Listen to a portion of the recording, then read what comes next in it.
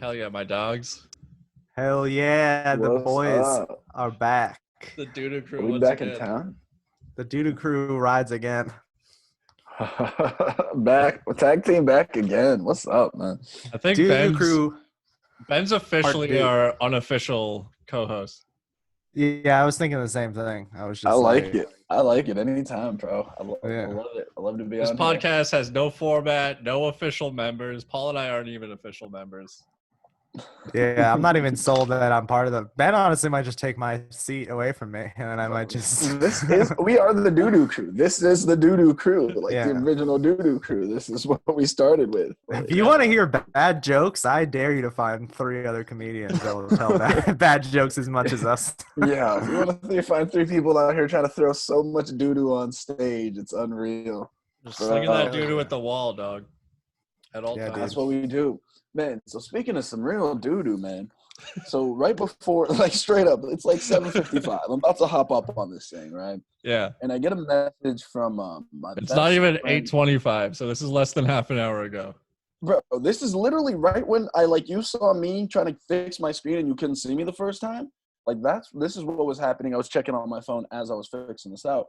My best friend growing up, his sister sent me a message, and he's in the hospital with kidney failure, and he's in ICU on life support. I mean, the doctors are saying he's probably going to be fine. There's a small chance he won't live, but for the most part, he probably will live, which is good. I'm a big fan of that.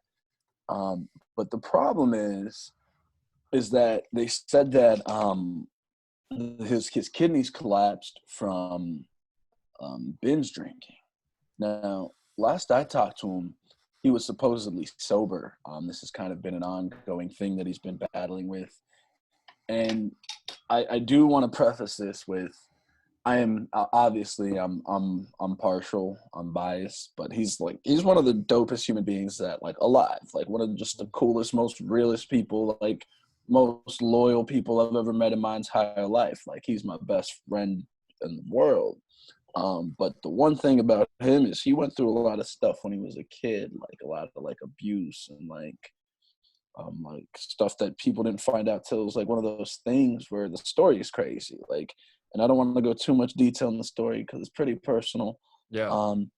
But essentially there was involving sexual abuse with a family member in his own family when he was a kid. It didn't come out till he was in his 20s, but living with that for over 20 years, and then a lot of shit just kind of spiraled out of control after that.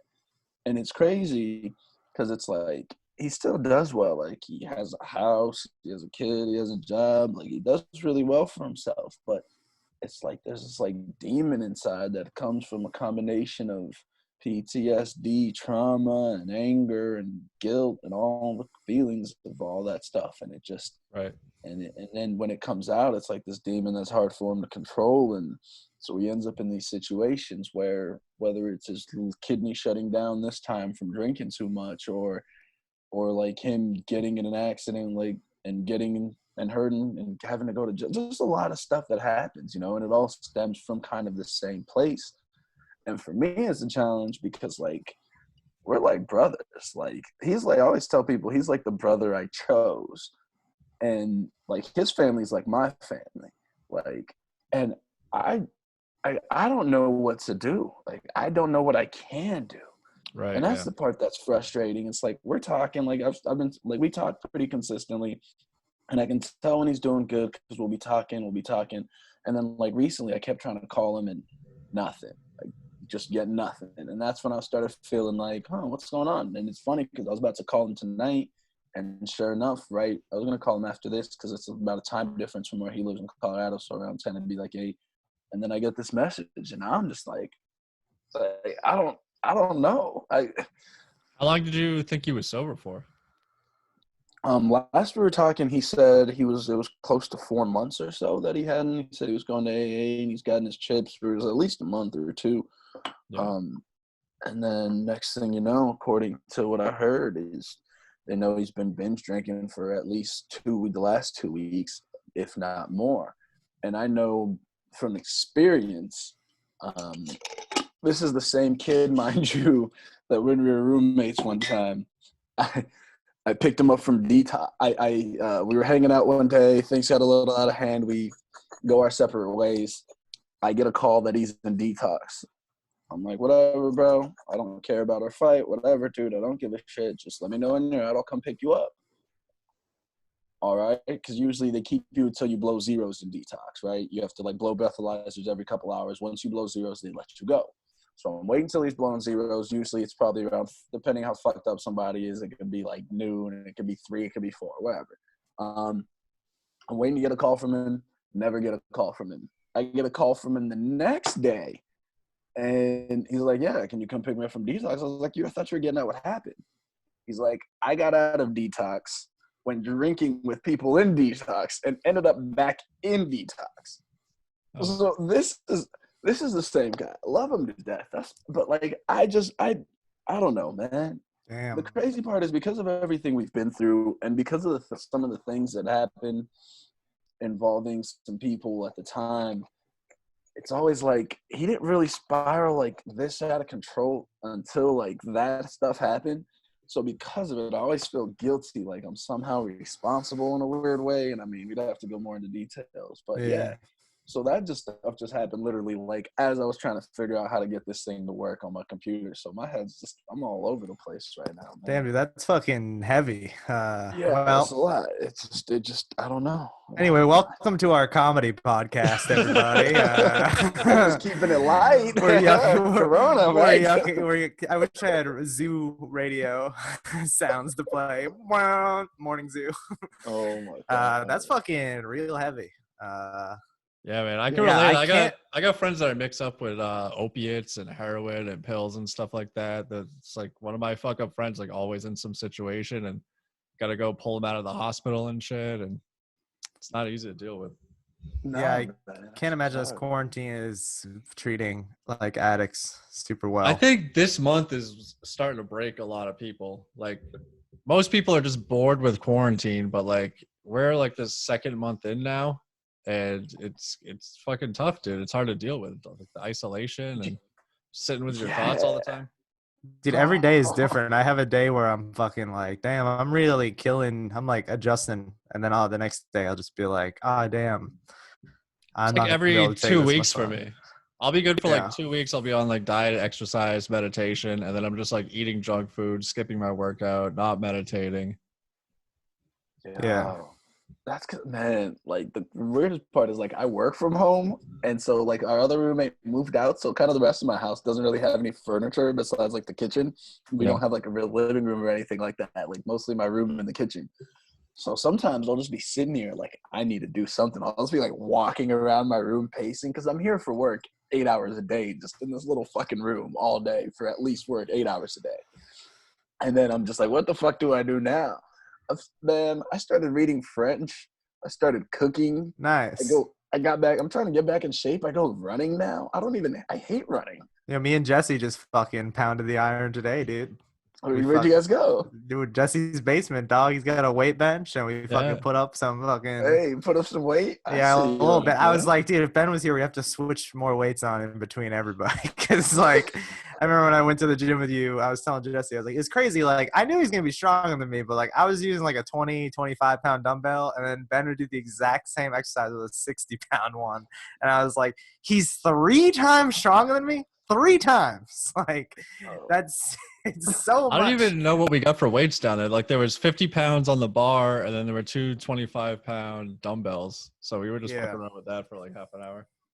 Yeah, that's what's up. That's good to throw some weight around, man. Dude, we're gonna start doing it all the time, dude. I'm gonna start fucking wearing my sweats over to Jesse's, dude, and just fucking pounding that iron every day. I got nothing else to do, dude.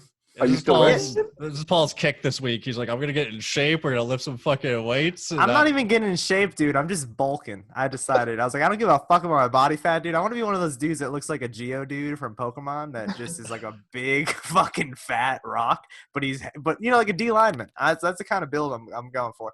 10 seconds of explosive power and then nothing. No cardio.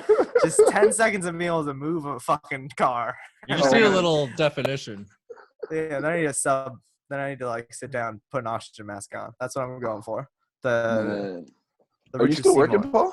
Paul? Yeah, I'm working this week, but then today they're like, we might like have you do like another week of unemployment, like in the middle. And I was like, can I do that? And they were like, I don't know. And I'm like, all right, I'll try.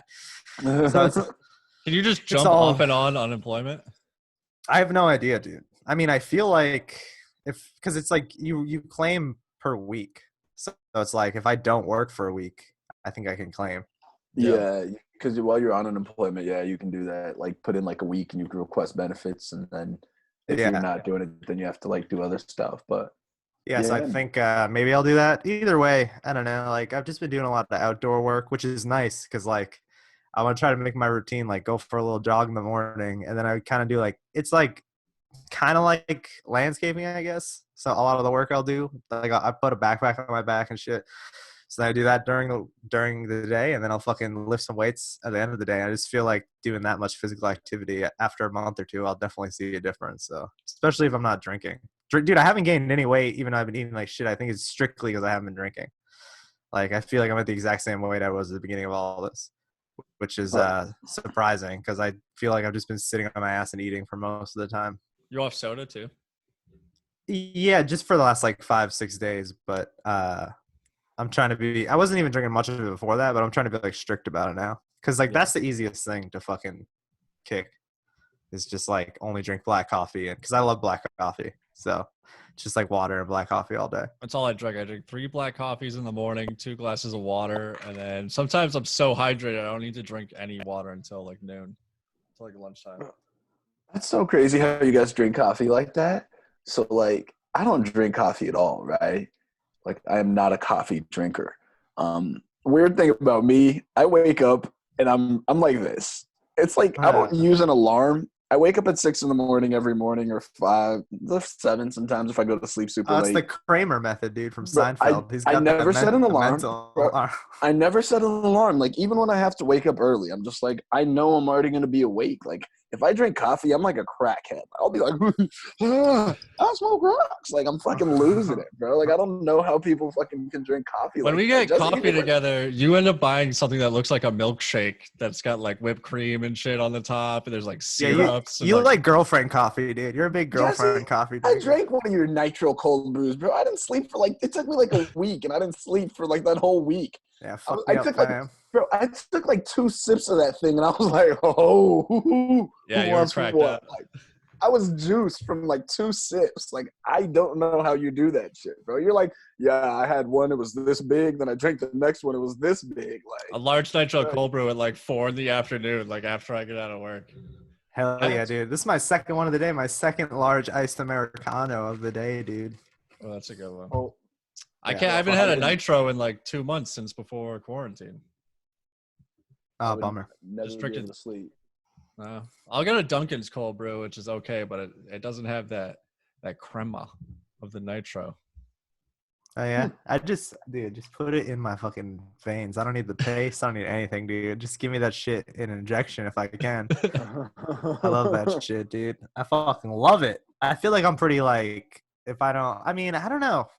I go days where I don't drink coffee, and the only thing that happens is like around 6 or 7 at night. If I don't drink any caffeine all day, I'll get a big old headache at some point, and then I'll be like, "Oh yeah, I just went all fucking day with 0 caffeine." So, wait, is that you? So is that bad? Like, I guess drink like less caffeine if you're like tweaking if you don't have it. Is that it like just gives me it's just like a little bit of a withdrawal. I don't know. It's not that bad. If you take caffeine daily, you will have withdrawals after a day or two. Yeah. I need my caffeine. Yeah, definitely. And dude, I drink large black, so that's like a lot of the same way I like my dicks. You know what I mean? So I drag it down. Dude, I've been putting together – Ben, you making your draft board for post-quarantine bays right now? That's what I'm doing, dude. Draft board, bro? Yeah, I got my draft board up, dude. I'm, like, switching it around based on new information, seeing where she went to school, seeing what kind of what her vertical leap is, you know what I mean? Political leanings. Yeah, dude, I got that Bill Belichick draft board, dude. I'm a Bill Belichick with the bays. I try to find, a girl who slips through, and I get her in the later rounds. He picked Gronk in like the 6th round, dude. I'm trying to find like a 6th round Gronk right now. A 6th round, bro. It's hard. It's hard, dude. Dude, on Hinge, I don't even mean, dude, but on Hinge, it's 99 out of 100 girls are overweight. I don't want to be mean, but I dude, think it's your area code, bro. Because I don't know what's going on, dude. It's Bro, like my hinge is strong, bro. I can't even. I'm not not in with you my there, bro. neighborhood, not in my Dude. backyard. It's really I bad. don't get down like that. It's like it's crazy. It's literally like 99 fucking percent girl. Dude, they're just really overweight, and they only have pictures of their face, and they'll have one picture of themselves like at Disney World where they're like 300 feet away from the camera, so you can't even like see them at all. They just like blend into the background. Every girl And, in my area is like a fitness trainer. All right, dude. Well, fucking maybe I should move because I got my thing on like 30 miles, dude. I don't know what I'm fucking supposed to be doing. I don't know where you're at. Dude, it's real bad. And I'm not, and I ain't shit. So that's why I'm trying to turn around so I can look maybe down the on. algorithm recognizes all your pictures and was like, we know who you're really gonna match with here. That's it. That fucking the AI sucks, got you, dude. Oh, and then it's like 99 out of 100 are overweight, and then like most of them are also like everything in their bio is about being liberal and about being smart and about being woke.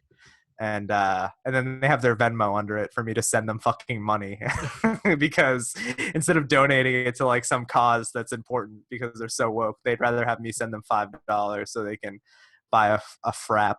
At Oh, you know what a Starbucks. lot of girls have in their bio? They'll put their Venmo and it says, send me $5 and see what happens. Yeah, you know what happens is you lose $5. Yeah. That's what happens. You're It's down pretty amazing. $5 for the week. Yeah. Oh fucking sick. God, bro, You get one Venmo like. That's all you get. Is they just like they don't even like fucking respond to your messages. They just like that shit on Venmo probably. Bro, I never send a girl off this for $5. Fuck them all, bro. I ain't sending them a penny. I've had a lot of girls. What's up? A lot of girls will add me and they'll be like, hey, do you want to buy pics? I'm like, I already saw all of your pictures. Like, I'll just imagine you naked if I have to. If I have to. Like, I could use what I got, bro. What situation is it necessary for you to imagine? Hey, no, I got it right here. I need to see you naked in my mind. Like, what is that? If I'm just making a small deposit out of the spank bank. The imagination fap is weird because I never want to do a girl that I see often because then I feel bad. So you got to find like a random girl that you don't know that well. You know what I mean? I don't know. I don't want to like jerk off to a girl and like see her the next day and have to talk to her. When I was first trying to quit porn, I thought it was healthier for me to jerk off to Instagram because there's no nudity on there. That's way unhealthier, dude. But I will say that recently I wanted to scale back my the intensity of the porn I watch. I guess we'll use the word. I don't know. For a long time I was on the dehumanizing tip of porn, and I thought I'd scale it back a little. So I went on some Instagrams and I was just like checking them out, and I was like, you know, just scrolling around, just search a hashtag booty and click through. That's the only Instagram hashtag you can use. Not bad. So, not bad. I mean, no, that's funny as fuck. That's a hashtag thick thighs save lives. And Paul's like, yeah, dog, here it is. I was chatting with a T babe on Tinder today. Oh, you finally got a good match? Would you do it, Paul? Before I answer that question, the thing that came to my mind is how many of these progressive girls that say swipe left if you voted for Trump, how many of them would think of me as like how many of them would be uncomfortable like dating me or having sex with me if they knew that I had or was trying, you know what I mean? Does that make any sense? Every last one of them, yeah. And isn't that fucking whack? You know what I mean? Because they're all hypocrites. Here's what I found about all the social justice like people or whatever that everyone only pushes it as far as the issues that concern them. Like, like if it doesn't apply to them, most people don't give a fuck. Like that's the thing. It's like I support feminism because I'm a woman and I want to be treated better and can use it for things. And then it's like, but what about black women and me too? Keep them away there. Yeah. We're not worried about them. We got our thing. And that's how these things go. It's like people only push for whatever suits them. And then as soon as that stops, they're fine. Like all these people that are like, oh, equality this, equality that. And then when something fucked up will happen, they'll be like, I didn't see shit. Yeah. I didn't see shit. That was my thought process, which I thought was funny. I was just like, And to answer your question, yeah, I mean, I think so. I'm ready. I mean, dude, I don't know. We only live once. Probably won't be much longer. I think What about, if the chemistry was right, and right now, just chatting, so it's nice. It's just like no pressure with the social distancing and stuff. Did they message you But first? yeah. Yeah, trans So always message first, which is kind of nice. so yeah, it was just interesting. I had that thought process today. I was just like, if this was like a known fact among like, I don't know, maybe I'm wrong. Maybe they I don't give people enough credit, but it's maybe you just need to go to Thailand and meet a lady boy. yeah, I don't know. I want to go to Cambodia, dude. That's where I want to go. Not for lady boys, just for fucking hanging out, Oh hanging no, and swanging. it's saying we have to upgrade, otherwise the meeting's gonna end in 10 minutes. Oh, what the fuck, dude? Yeah, I Okay, guess so it's you not still free want to anymore. set it up? This might be a blessing because we might just lose my fucking me talking about Tinder trans women. Maybe I don't want. Maybe I don't want that out What there. does that mean? You can only do it for like an hour now for your meetings? You can only do 40 minutes. Oh, shit. Okay. Fuck it. What the fuck? We did 40 minutes. Damn. Should I just upgrade it? How much is the Yeah, upgrade? do it. I'll Venmo you half. 15 Oh, no, bucks. no, Send me no. $7. I'll send you 50 bucks. $750. Yeah, we'll upgrade that shit. Don't sweat it. You know what I miss? You know what I really miss? You guys can tell me what sex positions first sex position you're gonna do post COVID. But I want a good upside down blowjob. You guys familiar? Girl hangs her head off the end of the bed upside down, and then you just kind of like have sex with her face. You guys familiar with this? Bro, When you said upside down, I thought you were talking about like 69ing standing up. No. I mean, like, so you got the bed, and then you got the girl just lays on her back, and then she just hangs her head off like this, and then you just come in, waist level, and you just help yourself, I guess. It's just like a human fleshlight or something. That's one of the first things I'm gonna be trying to do after this shit.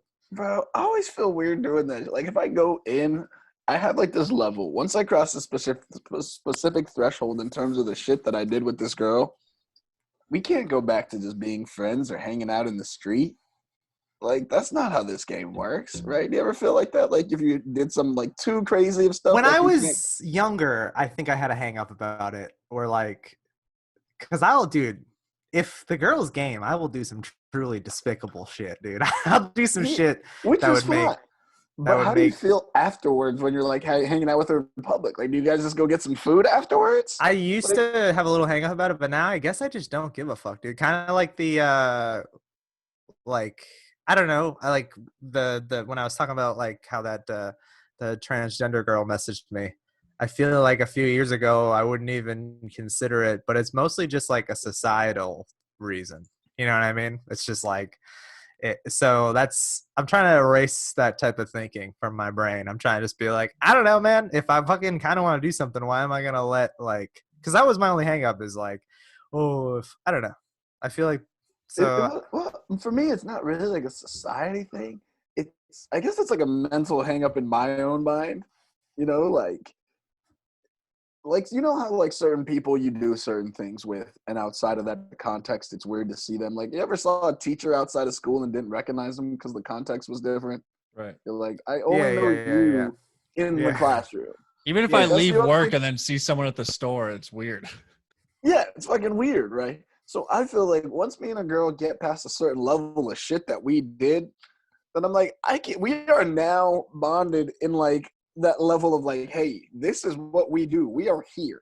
Now I can't just be like, okay, let me you want to go play putt-putt? Like, I don't know. It feels weird. Like, it doesn't, I don't know. Maybe I got weird hang-ups about my Puritan lifestyle and upbringing, I guess. No, there definitely is I mean, for better or for worse, I think it could be argued that it's not like a bad idea entirely, but, you do have, like, weird moments after sex. I mean, even when I just hook up with a girl that I'm not super into, but I just kind of did it out of convenience, I have those feelings where it's like, what the fuck am I doing? Why am I like giving in to these fucking urges and temptations for like something that's debatably not even worth it? So I know what you mean. Well, Like, no, that's not. I don't even feel bad that way. But like, I can't go from you just ate my ass to now you kissing me in the mouth holding hands in the street. You feel I me? love Like, that, dude. I'd be ready for that's round 2. oh man, you're a much better person. I got some growing up to do, Paul. I never thought you would be the one telling me to be more open minded about it. Maybe you're just not fucking, you have your limits. Everyone has limits, you know what I mean? I am a fucking truly a scumbag when it comes to having sex. Like, I'm kind of down to try anything other than, like, shit. I'm not down with the vomit or the shit, really. Right. If someone else is into something, I've just always been like that. I'm a weirdo. It's just a weird, you know what I mean? I feel closer to a woman after we have freaky sex together. Like, we just went through some wild shit. We're like bonded. Like, we're like war buddies now. Yeah. Then and when you have really kinky sex with someone, even if it's like someone you're like just met or something, you like definitely know each other on a level that like kind of some of your friends don't even know you. You know what I mean? That's like a pretty like vulnerable. Yeah, you kind of get a peek inside of people's real fucking deal. You know what I mean? I've been with enough girls that like I thought would be like submissive in the bedroom that weren't, or vice versa. That I thought they would be like fucking sitting on my face and telling me to shut the fuck up, and then that was the opposite. So it's interesting to see that like dynamic, like what people are really like when they are uninhibited. But yeah. And so it is weird. Like, it is weird to know. And especially when you like a one night stand, then you know that person like pretty intimately without knowing them for real. So it's a weird fucking thing. And it's been quite a while. Like, I had the one hookup during this thing, but other than that, it's like, damn, I want to fucking take a girl to a restaurant and fucking try to charm her, dude. I'm a charmer. I like charming. I like charming more than I do fucking charming than sexing. I think picnics are coming back right now. Hell yeah, dude. I like the thrill of the chase, dude. You think what's coming back? Picnics. Because you can't go to a restaurant, but you can go to a park. Picnics are hot right now, bro. I look bad in the sun. I don't know if I can do that. I look real bad when I get in the sun, dude. They're going to be like, dude, this kid is a fucking... You ever get in the sun? Exactly, dude. You're looking pretty pasty, bro. I know. I am. Are you going to let the bangs grow over your one eye so you look like a Japanese anime character? I already can do that, dude. I already can do that. Do you? Yeah, dude, I look like Trent Reznor right now. Yeah, you look like you're definitely in a heavy metal band.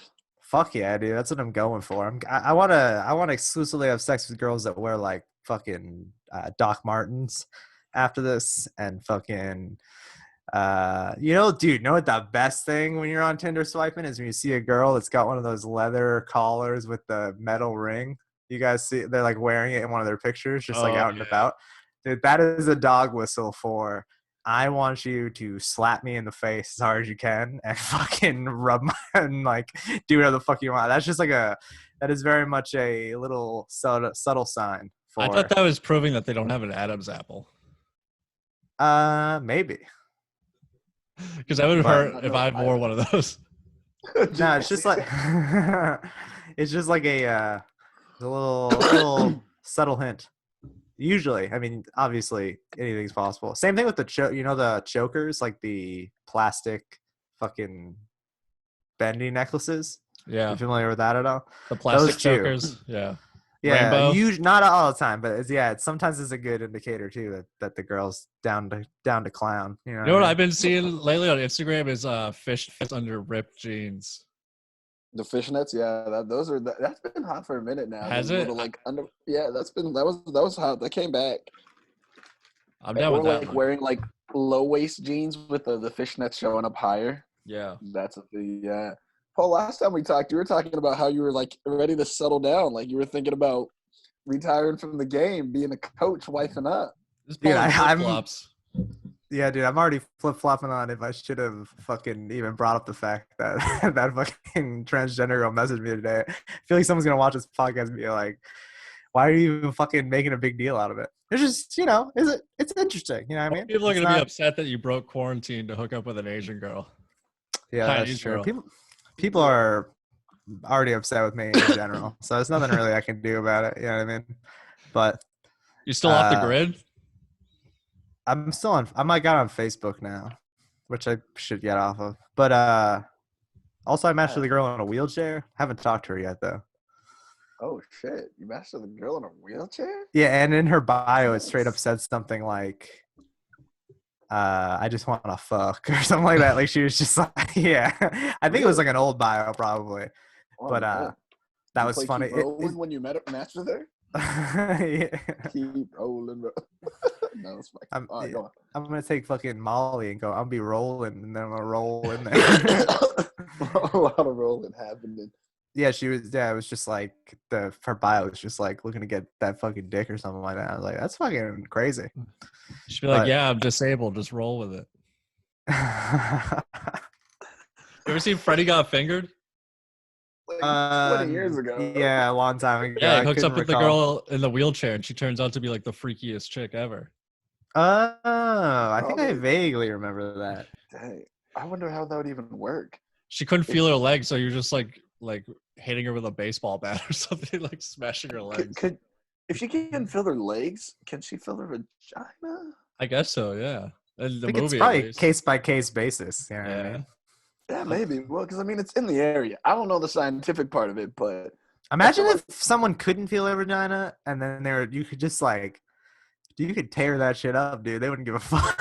They would be reading a book, like not even giving a shit, fucking writing in their diary, dude, while you fucking went to Pound Town. That's actually, it doesn't seem like a bad deal. that seems like a horrible deal. I'm getting mine, dude. I'm getting mine, dude.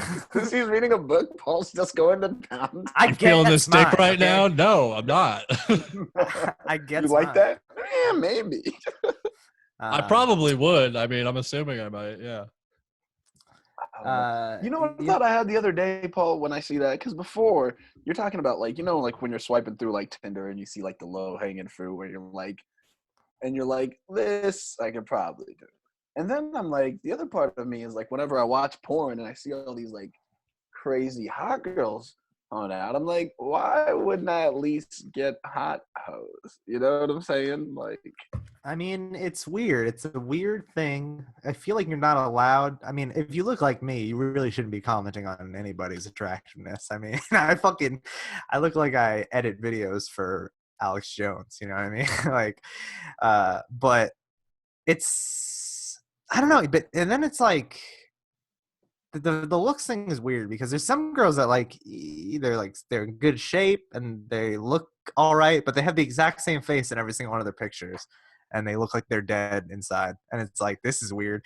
And there's just a lot of girls I run across that I'll like nitpick their looks. And I think that's probably a product of having so many options. So yeah, I'm so balling. Like, I'm overly superficial on dating apps. Whereas, no, I like, just mean, yeah, on dating apps, you're like, as opposed to like 20 years ago, you just like, yeah, this girl's eyes are too far apart, so I'll just keep moving along. You if know I what meet mean? someone Like, in person and we hit it off, like, yeah, I would love to hang out with you and go on a date. Like, I don't really care what you look like. But on like a dating app, you're just like, you get the pick of like through everybody. yeah, that ain't really me, Jesse. I can't sign on with that. The looks are debatably as or more important to me, I feel. You know what I mean? Like, are you shallow, Paul? I'm pretty shallow. Like, I'm pretty shallow. It's like a sliding scale. You know what I mean? Like, the cooler they are, then like I feel like the more I'm willing to like relent. But like, there's a point where I'm like, it doesn't matter. You know what I mean? But that's the thing. Like, I've always said that. Like, if you're a girl and you're not super hot or super cool to hang out with, like, what are we doing here? Like, Yeah, if you're not gonna be cool and have a personality, then at least be attractive. Like, if you're gonna not be attractive, have a personality, but you can't not have either. Like, what are you bringing to the table at that point? What's the point of it? Why are we here? There are a surprising amount of girls, and I assume guys on Tinder that just like don't look that good, and also just don't seem like they're very interesting at all. And I'm like, how? You gotta figure something out. Do something, right? At least try a joke, be funny, be outgoing, try something. But you can't try nothing. I don't care how hot you are. If your bio says "talk to me about The Office" or "I speak in office quotes," like I don't care how attractive you are. I don't want to talk. This is what all their bios say. They say, "I heard you like bad girls." Well, I have good news for you. I'm bad at everything. That's what every girl, every fucking boring ass girl has their bio. I love long walks to the fridge. Oh my god. I speak in fluent sarcasm. That's Sarcasm. Oh my Yeah. gosh. Women don't swipe the women's profile, so they don't know that they're all like doing these. All the same. Any girl that says she doesn't like sarcasm, I'm just like, sarcasm is probably the lowest form of wit, right? Like, that's not, anyone can fucking be sarcastic. Like, It's mostly being a douche. Yeah, exactly. You're like, oh, it's mostly being a douche. Like, that's sarcasm. Like, it's the dumb, like, the fact that people think that's so clever, it blows my mind. It's not. Like, It's like one step above using GIFs on Tinder. Exactly. Like, I'm just like, how are you bragging about being, like, not witty? Like, just being a douche. Like, I can't. What's your deal breaker? Like, something that you see on every profile and you're like, I'm swiping left. I can't. This is my deal breaker, dude. Absolute deal breaker is the fucking aggressive bio that's like, if you ain't gonna fucking talk to me and just fucking swipe left, and I've been on here so many times, why is it so hard to find like a fucking good guy? And I just want to respond and be like, oh, is it hard to find the love of your life? Is it hard? Is it taking you a little time to find the person that you want to be with? I'm just like, how entitled do you have to be when you're like 23 being like, I've almost all but given up on guys. And I'm like, what the fuck, dude? It's like you had 1 6-month relationship. Like, get the fuck over it. And it's like swipe left. It's like swipe left if, and there's like a whole, like there's like a list of 10 different things on there. I'm not, if your paragraph, if your thing is more than like 3 lines, I'm not reading any of them. So that's the first thing. Second thing is like, if you say like, oh, like where are all the whatever guys at? I'm like, I can't. Where are all the nice guys at? Or if you're under, my biggest pet peeve is if you're under certain X height, we call those friends. Oh my god. Well, that's kind of funny. It is funny, but it sucks. Yeah, the height thing has always been weird to me because it's like, I don't know. I guess it's the same thing with us when we're talking about, I guess if that's what you're attracted to. But it seems like unless they're like abnormally short, is it really that big of a deal if a guy's a little shorter than you? Well, I don't know. I'm not even saying. The worst is when it's like the girl's like 5'3.5", and you're like, why? What are you doing here? What are you trying to prove here? Like I don't know. How high do heels go? Like 3 inches, 2 or 3 inches. I don't know, man. Some girls got them like 6-inch heels and shit. They be all of a sudden they looking like Dikembe Mutombo and shit. They just grew up. You know what the move is? Here's what I did recently. So I deleted my Instagram and then, but I still have my Snapchat. So what I did was I deleted every friend on my Snapchat. Like I deleted Ben. If Jesse, if I had you added, I deleted you. I deleted everybody except for girls that I would want to see a thirst trap. So now whenever I'm feeling it, whenever I'm feeling myself, catch myself in a mirror and be like, damn, you look good, son. I just put a little picture on my Snapchat story. And then the only people that see it are like basically girls from Tinder. And I think it's a solid move because I always feel like a dork when I would post like a thirst trap. And then I look at who's viewing it and it's like Logan O'Brien. And I'm just like, all these dudes that are probably just like gay. And he just like keeps going. So I made my Snapchat an exclusive thought only zone. And, I'm just posting them thirst traps over there. I had to create a new Snapchat, so that's what mine ended up being pretty much. I don't think there's any men on it right now. It's a good move, you know what I mean? Yeah. And then you just got all your shit in one place. You know what I mean? And also this, I always forget to put a girl's name in my phone from Tinder. So this helps me with the Snapchat thing. You can just be like, wait, which girl is this? And then you wait till she posts a story and then you click on her story like, all right, it's this chick. So it's good too in that regard. Or you can guess who they are based on their little emoji on Snapchat. So anytime I add a girl from Tinder's number into my phone, it like automatically saves her with her Tinder picture and name. Oh, if they send you their number through Tinder and you click on it, it'll like update it with like their profile picture from Tinder. Yeah, I'm copy pasting. iPhone.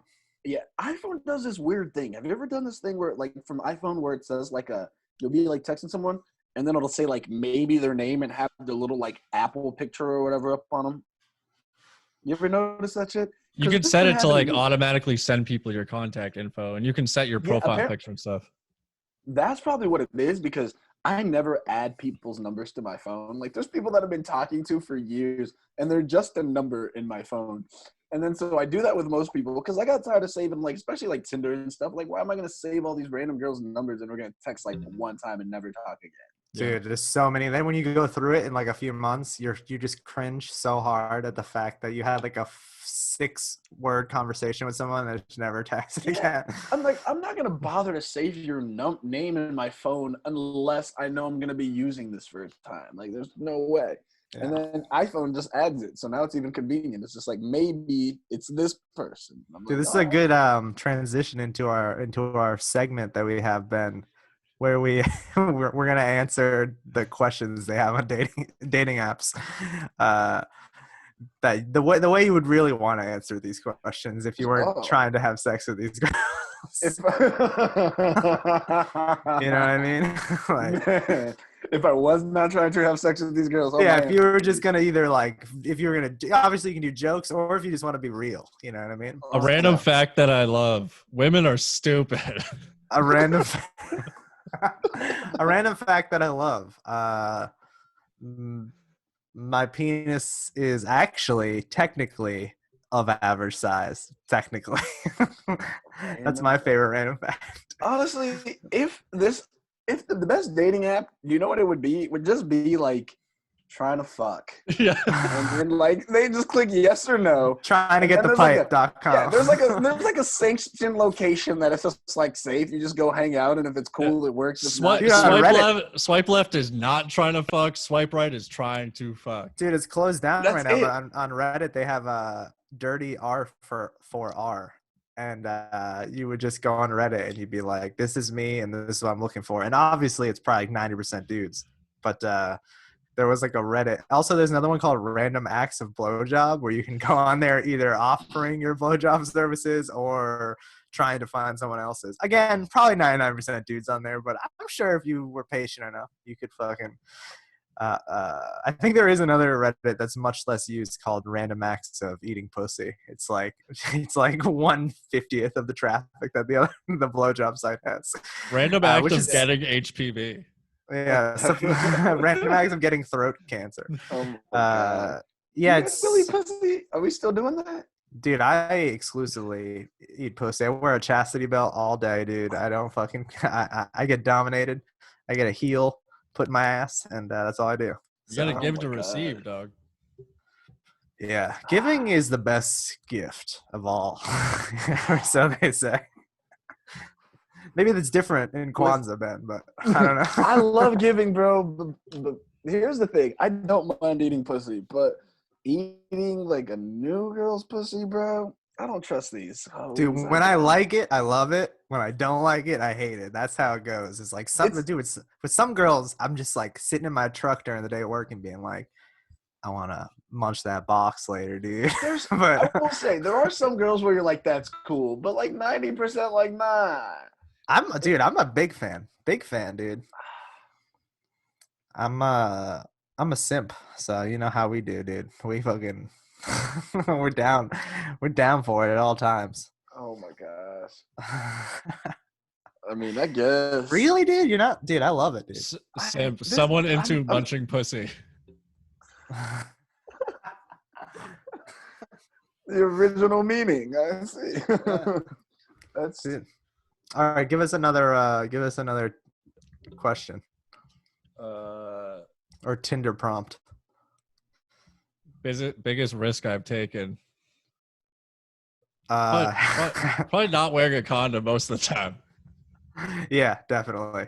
Biggest risk we've taken. Agreeing to meet up with a girl, even though all her pictures are only her face really close up, and just hoping maybe she just doesn't have a picture of her body, but it's really nice. That's my favorite.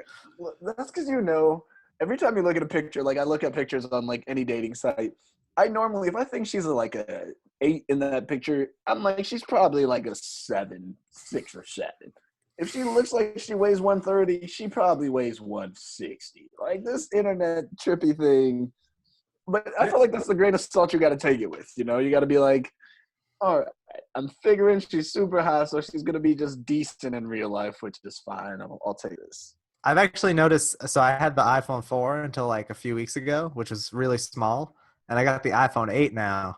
And I feel like I have a much better perspective on how big the ladies are on my phone with the extra screen space. Before I was like squinting and being like, I think she's pretty hot. And now I'm like high res. I'm like, absolutely not interested. So feeling good about that. Dude, this is a mean episode.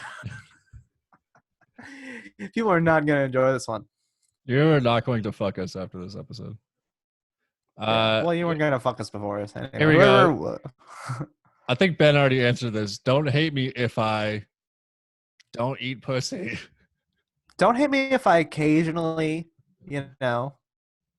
think Ben Shapiro has some good points. You know what I mean? It's like he's a fiscally responsible young man. Who doesn't want that? I do think it's funny.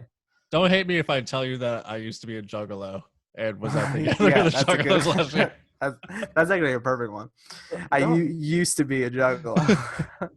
Don't hate me if I tell you that I'm sorry you got kids, but I don't want to fuck with you. Like, yeah, that's actually almost a complete deal breaker to me. I don't even know if Dream Girl. I think in a few years I could come around, but right now it's just like. Well, I'm not trying to play this game because I went on a date with a girl with a kid, bro, one time. I mean, I've gone on plenty. I used to, but one girl, I remember when I was like, let's stop. First date, right? So I go pick her up. We're hanging out. Go to this restaurant, whatever. So the whole time, all she could talk about was her kids. And it wasn't like she was saying anything new. She was just saying the same shit over and over about her kids, right? And I'm like, okay, whatever. So we go to this restaurant. We're getting food or whatever. And then when we leave, she orders a bunch of food to go to bring back to her kids. And I'm like, this is the first date, and I'm already buying food for your children. You're feeding a family of 4. I'm already feeding a family of 4, right? Like, first date, I'm already feeding this family of 4. As a black man, we don't do that. Talk about simp status, dude. Bro. First day feeding someone else's kids. Bro, right. I never talked to that girl again, bro. I couldn't do it. But, like, in that moment, I was like, I don't think at this stage of my life, I'm like, there's just too much that comes with being, like, a woman that has kids. You know what I'm saying? Like, because eventually, their kid, like, if you're going to be involved with her, like, they become your kids. That's part of the deal. Is that something you want to sign up for? Like, not right now, dog. Nah. But not every woman with kids is looking. It depends. Wait, it depends. Like, how good are her kids at basketball? How tall are your kids? Are they balling out? Are they playing football? Like, what are we talking about? Do they have a successful Twitch stream? Are they bringing in some stuff? Yeah, exactly. How many followers do they have on YouTube channel? Yeah. Are they ranked in Fortnite, dude? Because I can coach a kid to success, I feel. Come in, dude. Get all the fucking credit. Do they have? Does he got a good golf swing? What's the golf swing like? We can get started. Just take a list. So what do you say that we should start having women fill out surveys? Does your kid play piano? That's what I'm saying. Is if you're a woman out there, here's some advice from a guy who should not be giving advice to anybody about anything. If you got a kid out there and you're trying to date, show how talented your kid is on Tinder. Show him playing the piano. You know what I mean? Fucking have him rocking out on the guitar, maybe painting, something like that. Show how talented he is, show he's got a future. That'll get someone to be involved. Paul only wants to date a tiger mom. if your fucking kid is a talentless sack of shit, then why would I ever want to be his dad? You know what I mean? Beat your kids into success and call me. Yeah. Oh my gosh. You know what I always say, Paul? I'd rather have no hose than a broke one. And yeah. Do you always say that? Because I've never heard you say it even once. I don't always say that. But this kid in college used to always say it, and I never forgot it because this kid was the most – he was the I've never met a human being like him before. To put it in perspective, when I had gotten to college, he had already been there for 1 or 2 years or whatever at that point. Now, when I graduated 4.5 years later, last I checked, he was still there with multiple semesters to go. He was like the real life Van Wilder. He never had to work, so he just got like a bunch of money. So he just never did anything. He wouldn't go to class. Like, I don't know what his whole life was. This guy rules. He was a great kid though. Super dope person. He was honestly one of my favorite people to hang out with. He was super cool. It's just like it was just like I went the first time I met him. I'll never forget this. I was having a party at my college house. We had like kegs and stuff. He comes through with a couple of his friends, and they just brought their own keg. And I was like, "Yo, where did this come from?" He's like, "Yo, we brought it, man. It's our traveling keg. We take it everywhere." I was like, "Respect," and we were kicking it right after that. That's a boss move. If you want to show up to a party you're not invited to, just roll a keg into the party. Yeah. Oh, hell yeah. If you're a college kid and you don't know how to be cool at a party, bring your own keg to any party, and I promise you will be the coolest kid at every party, guys. Yeah. That is the number one. That's the number one rule of college. Don't show up anywhere empty-handed. If you're gonna show up to, that's the one rule of college. Is don't be empty-handed. Like bring some brews, bring some weed, bring some hoes, bring something. Don't show up empty-handed, bro. Dude, I just want to fucking succeed in comedy so I can just be like the 33-year-old weirdo at a college party, just hanging out by the keg. Being like, yeah, just show up the street. Let's go with you. He'd be like, I just was in algebra. I'd be like, wait, is this the college or what the fuck? That's only cool if you do a college show. Yeah. And a bunch of kids want to party with you afterwards. Yeah. Hell yeah, dude. Because like when I was in college, we did what's his face? Talib Kweli did a concert at the school, and then some people were like, "Yo, Talib, come to this," and then we're throwing a party, come through. And Talib ended up showing us this party and smoking weed with a bunch of dudes and stuff like that. And then Wiz Khalifa, same thing. Before Wiz Khalifa ever got big, he came out to Colorado. My friend, the same kid that I was actually telling you about, picked him up from the airport, like took him shopping in downtown and like brought him up for the show and shit. Like that's who was picking him up. He used to jump the Escalade where he kept the traveling keg in. That's sick. He was treating Wiz Khalifa like a broke hoe. He's out there fucking buying him clothes and shit. What the fuck? No, Yo, have you ever seen? He took him to like shop. Wiz Khalifa wanted to shop in like the nice. Oh, all right. He didn't like buy him an outfit or something. Have you ever seen? He just, like took him to the stores and shit, and just like hung out with like Wiz Khalifa, and they were at the stores and shit. That's not This was like back before Wiz Khalifa came out with Black and Yellow. This was like 2007. Like this was way back before he was anybody. Have you ever seen 50 Cent when he talks about P. Diddy asking him to go shopping? Have you ever seen this clip? No. He's on a radio. He's like, yeah, I don't know, man. Like, P. Diddy's kind of fruity, you know? And the radio was like, what? What are you talking about? He's like, yo, we like was hanging out one time. I think it was at like a wedding. He's like, we were at a wedding, and this guy comes up to me, right? I'm like, what are we talking? And he's like, yo, man, me and you, we got to go shopping. And I'm like, what the fuck did this guy just say? And he's like, you want to take me shopping, dog? He's like, and he's on the radio show. He's like, a man doesn't say that to another man. That's not okay. And I just think it's so funny. 50 Cent. Bro, 50 P. Diddy's probably just drunk as fuck. He's like, I want to take you shopping. And like, I could totally see me if I was rich and famous. I would totally do that to another dude, and I could totally see another dude being like, word, okay. So fucking funny. Oh man, 50's a trip. Like because he doesn't get down like a lot of like celebrities who go buy like crazy stuff. Like the Complex did this video where it's like celebrities getting fleeced for Nikes, and it's just the whole video is just like a secret camera showing their checkout when like they fleece the prices on like certain shoes for them. Like the shoes will be like $100 and they'll tell them it's like 500 or whatever. And they're like, and they're just fucking with them. And so they have all these people. They're like, this dude went, like, they'll have like 21 Savage, like, yeah, your bill will be like $50,000. Be like, oh shit, I didn't think it was that much. One guy like took shoes back and stuff. But all these people, most of like paid it, didn't mind whatever, like had like a space or made a joke and paid it. They went to 50, and 50's like, I'm gonna pay $500 for these Nikes. It's like, y'all are crazy. It's like, what makes these shoes worth $500? Like he went in, he wasn't buying anything. He just was not having any of that. He's a practical dude. He's he's also rich as fuck. He's also filed for bankruptcy, so he knows the other side of it too. He's got that vitamin water money. Remember when he challenged Floyd Mayweather like $50,000 to read a page of Harry Potter? He's like, you can read one page of Harry Potter. I'll donate to whatever charity you want me to. So funny. Speaking of 50 Cent and shopping, did you ever see the video where he took Rick Ross's baby mama out shopping and bought her like red bottom shoes and like a new dress? No. Really? Yeah, he was in a beef with Rick Ross for a little bit, and like just like I think it was like pre-YouTube almost. He was just like posting videos straight to his website. He was just like trolling Rick Ross for a while. And He like likes trolling, dude. he had a sex tape of some woman that was associated with Rick Ross, his girlfriend or his baby mama. It was like another dude made a sex tape with her, and 50 got his hands on it somehow. But it just to everyone else, it was just if you don't know who she is, it's just a porno. It's just two people fucking. You guys think comedy beefs will ever be like as fucking hard as rap beefs were in like the 90s, where it's just like you're at the Laugh Factory in the California and like, yo, I'm going to Laugh Boston, I'm gonna kill that motherfucker. You joking about me on stage, bitch? Someone's and then you're gonna out shoot someone first. That's what it's gonna take. making jokes and be like, yo, you're fat dog. Like live streaming it to him. I think there's been stories of people going to the Comedy Store with guns, but it never like no one ever got shot. Like other comics or like an audience member? No, comics versus comics. Oh damn! What the fuck, dude?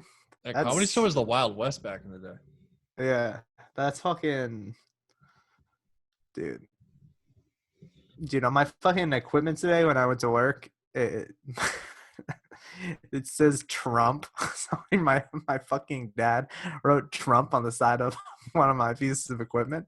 And I was just like, yo, I'm not using this. And he's like, what? He tried to get into like a political debate with me. And I was like, dude, I don't want a political debate. It has nothing to do with that. I'm not fucking carrying this around Boston, Massachusetts, dude. What the fuck is wrong with you?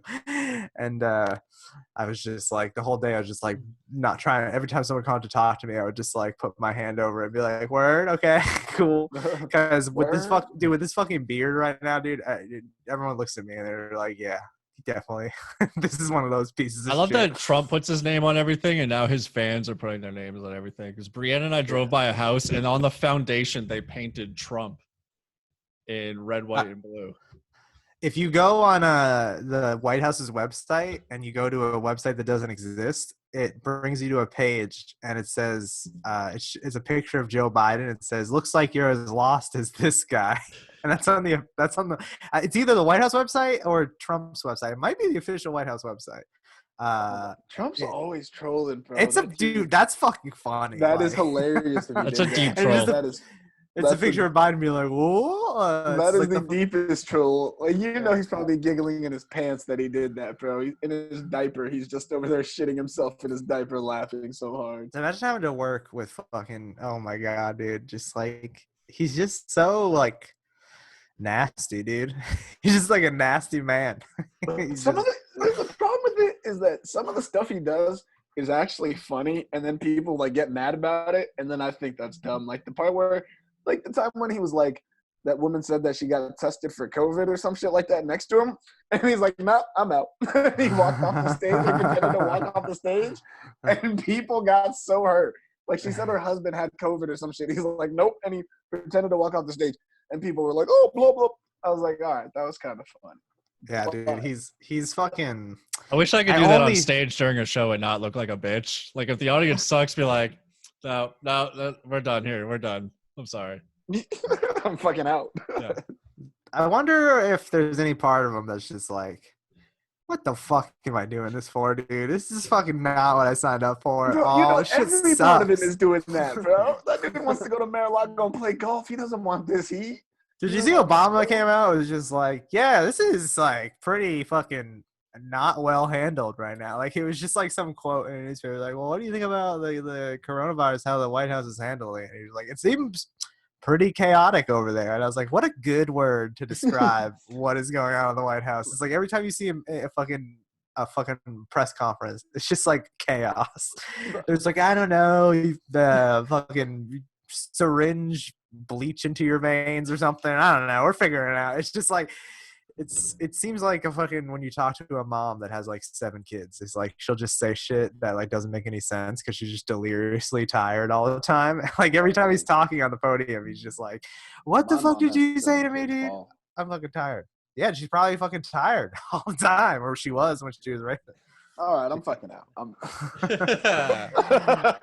Like my mom only has 3 kids and she calls us by the wrong name all the fucking time. My dad hasn't called me the right name since like '94, dude. Yeah, that's the energy that Trump gives me, is calling your kids by the wrong name. Bro, energy, dude. Because this is the thing about Trump. He ran for president like every year.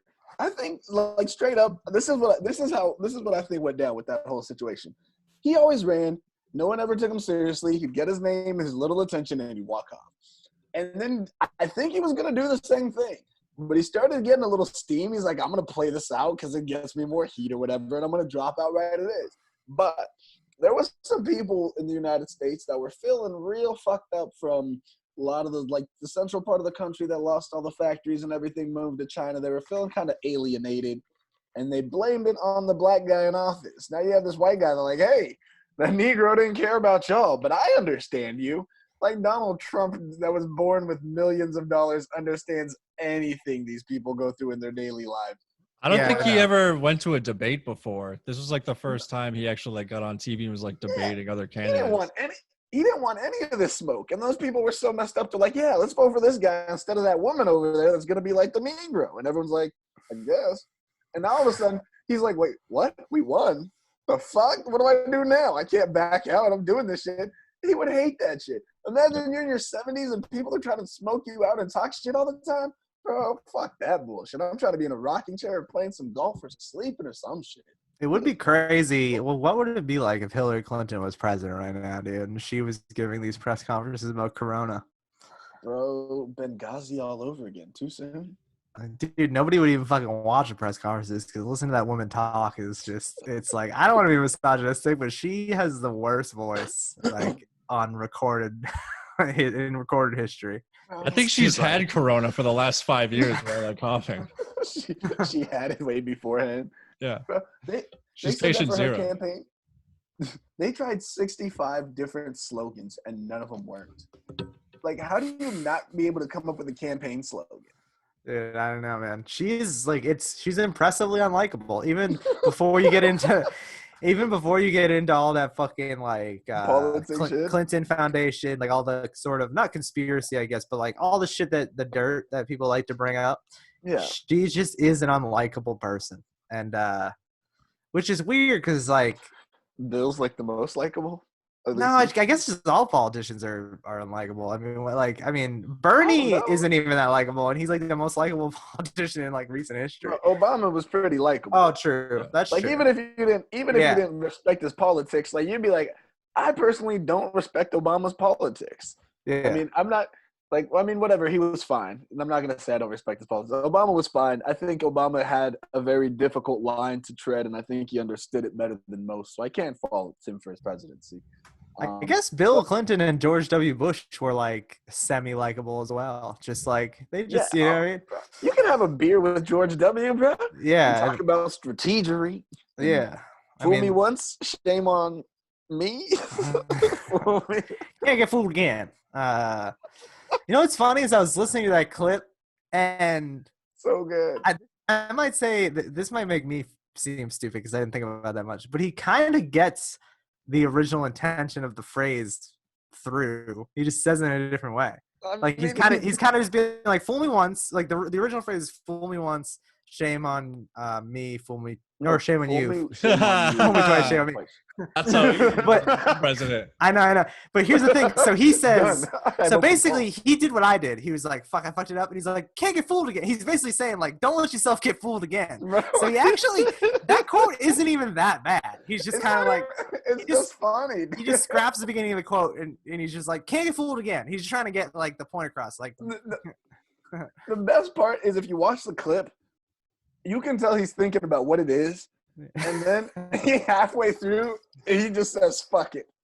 And I'm like, he didn't have a fucking teleprompter. Like, don't those people always have a prompter for all those speeches?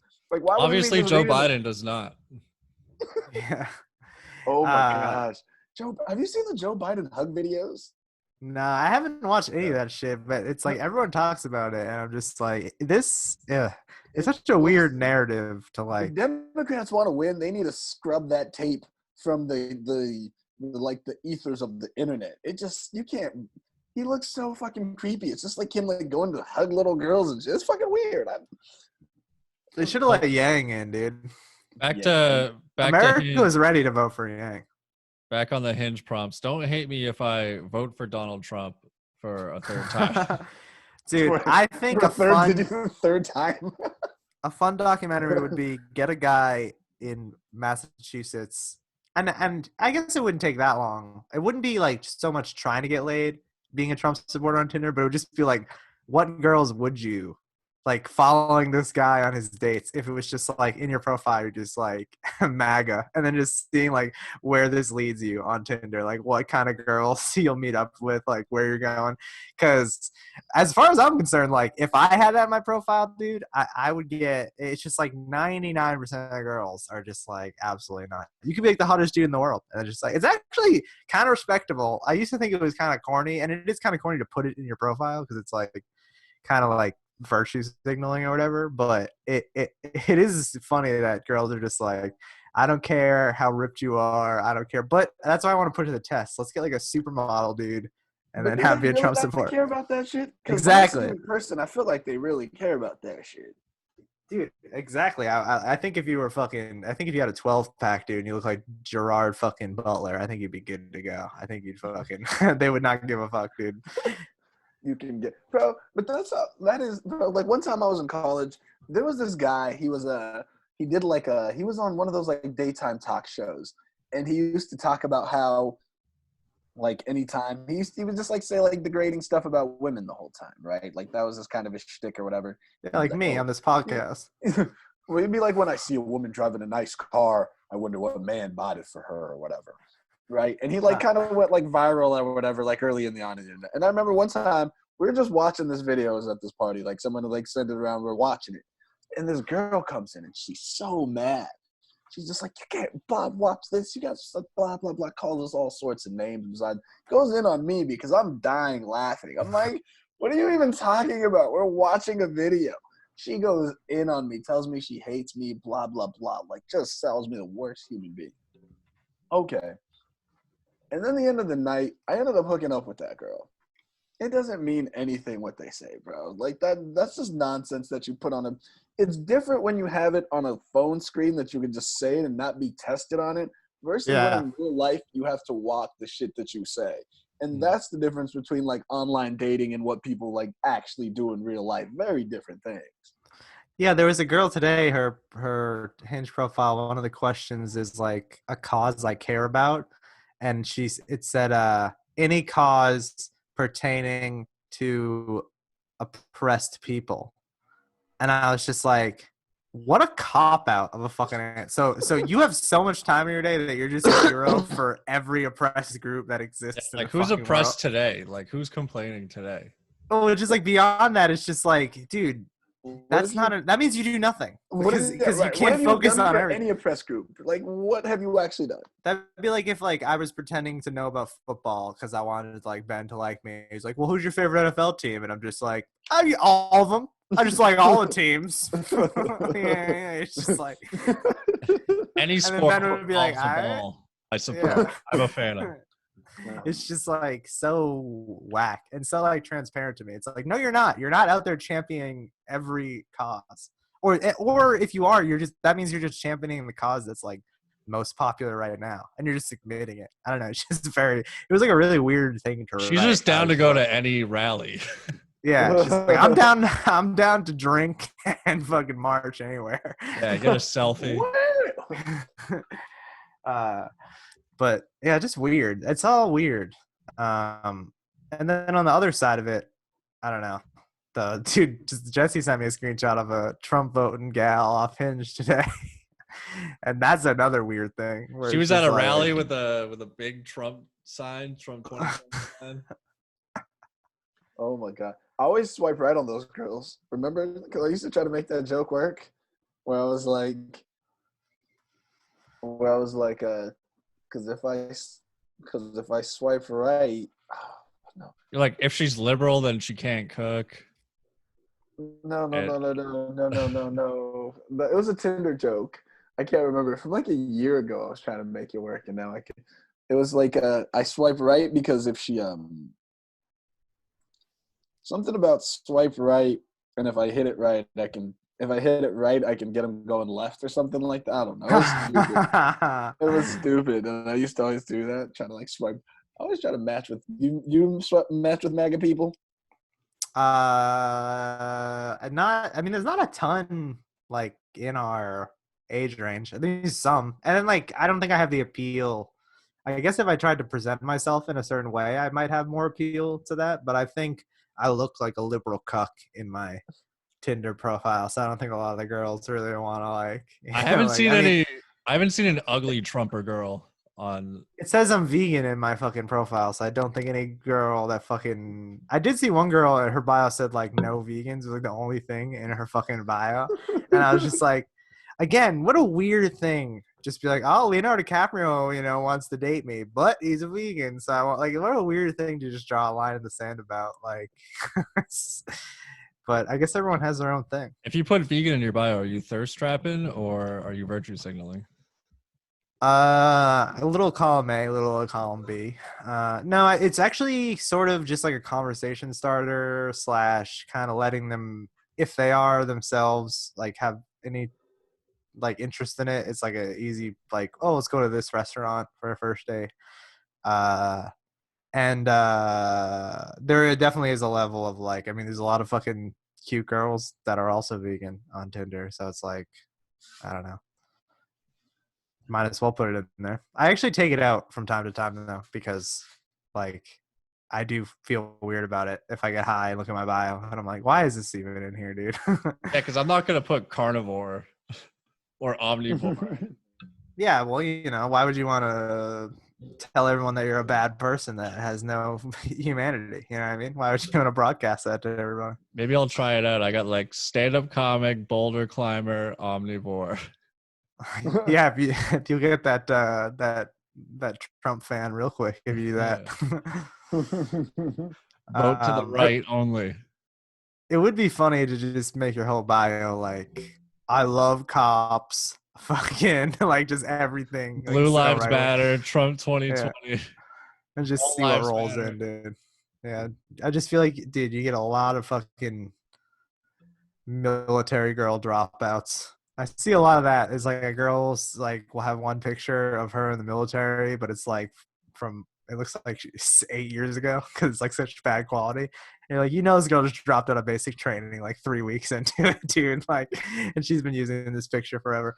Now that we're getting older, I get fucking nervous. Like, dude, have you ever seen someone that's like, it says they're 27 and you look at their pictures and you're just like, this woman is not 27. This woman is like 38 at least. Like, I've seen a couple where I've just been like, they're lying about their age, or they just look like like leathery and look like shit. I've talked to people and I'm like, yeah, well, I'm 32, so blah, blah, blah. And they're like, whoa, I didn't even like look at your age when I swiped on you. I just like thought you were 25. Yeah, but guys, and they said 32 was too old, or what? I don't know. Like, how do you not see my age? It's like one of the first things I look at. Right. Have you ever, what is your age range set to?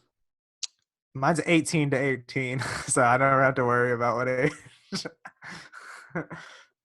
I'll be honest. Mine's 18 to 29. Damn, you're a piece of shit, dude. What, you're gonna match an 18-year-old? You fucking old creep, dude. I actually brought mine up. Mine's 21 is my lowest, but if I'm on a Tinder boost and I run out of possible swipes in my area, I'm sliding that thing down to 18, just scooping up a few youngins in my net as well. You know what I mean? Because sometimes, dude, maybe not gonna sleep with them then, but it's like if you catch a baby lobster, you toss it back in the ocean, you're nice to it, and you toss it back in the ocean, maybe you'll get it in your net in a few years, and that baby lobster will remember how nice you were to it. Now it's an adult lobster. And then you're gonna devour it because you're a savage. Hell yeah, dude! You get that. I'm gonna put her in a pot of boiling water, and then yeah, it's I just got tired of like. There's just a plethora of girls who are like 19 and 20 are like relatively attractive, but just it's like you're like no conversation is going to go anywhere. It's never going to turn anything. So it's just kind of a waste of time. It's kind of like I try to be more careful with my swipes now because I used to just swipe right and everything. And then it's like, oh, you just get a bunch of matches and now you have to sift through people you're not that into. So now I just try to be more selective. That's why I moved my age range up because it's like if I'm going to put the time into talking to someone, I want to try to increase my odds of it being like worth my time or whatever. Yeah, that's for sure with like the 21-year-olds and 8 younger. Like if you're not old enough to go to a bar, it's really hard for me to like. I don't know. Even then, mine might even be 22 or 23 because like even mine's then, 22. I think mine's like 22 to like 50 or something like that. I think I go to 30. I'm at 36. I think that's 36. yeah. I'll set it up to 40 once in a while, and then I'll be selective with those swipes. I'm very anxious on Tinder. Yeah, I don't have a. I'm trying to find a sugar mama, so I'm keeping my 50s options open just in case, you know. I'm not like unattracted to older women per se, but I definitely don't have any type of. I know my friends who like that. That can be an interesting thing to them, an interesting dynamic. It doesn't like that on its own doesn't appeal to me. Just the fact that you're old, like it's like I'm sort of indifferent. So that's why I don't put it up very high. Like even if it's like a super hot 42-year-old, I'm not attracted to her because she's like, oh damn, this woman's older than me. That never really crosses my mind. No, it doesn't cross your mind. But if she's attractive, she's attractive. For some dudes, it does though. For some dudes, they're like, hell yeah, it's fucking MILF. But that's never been my bag. Bro, this is Worcester. You're a MILF at like 18 here. That doesn't mean that's shit. true. I mean, that's just 2020 in general, dog. Yeah. That's why I have it set to 18. I'm trying to save some young single moms. I'm trying to save them.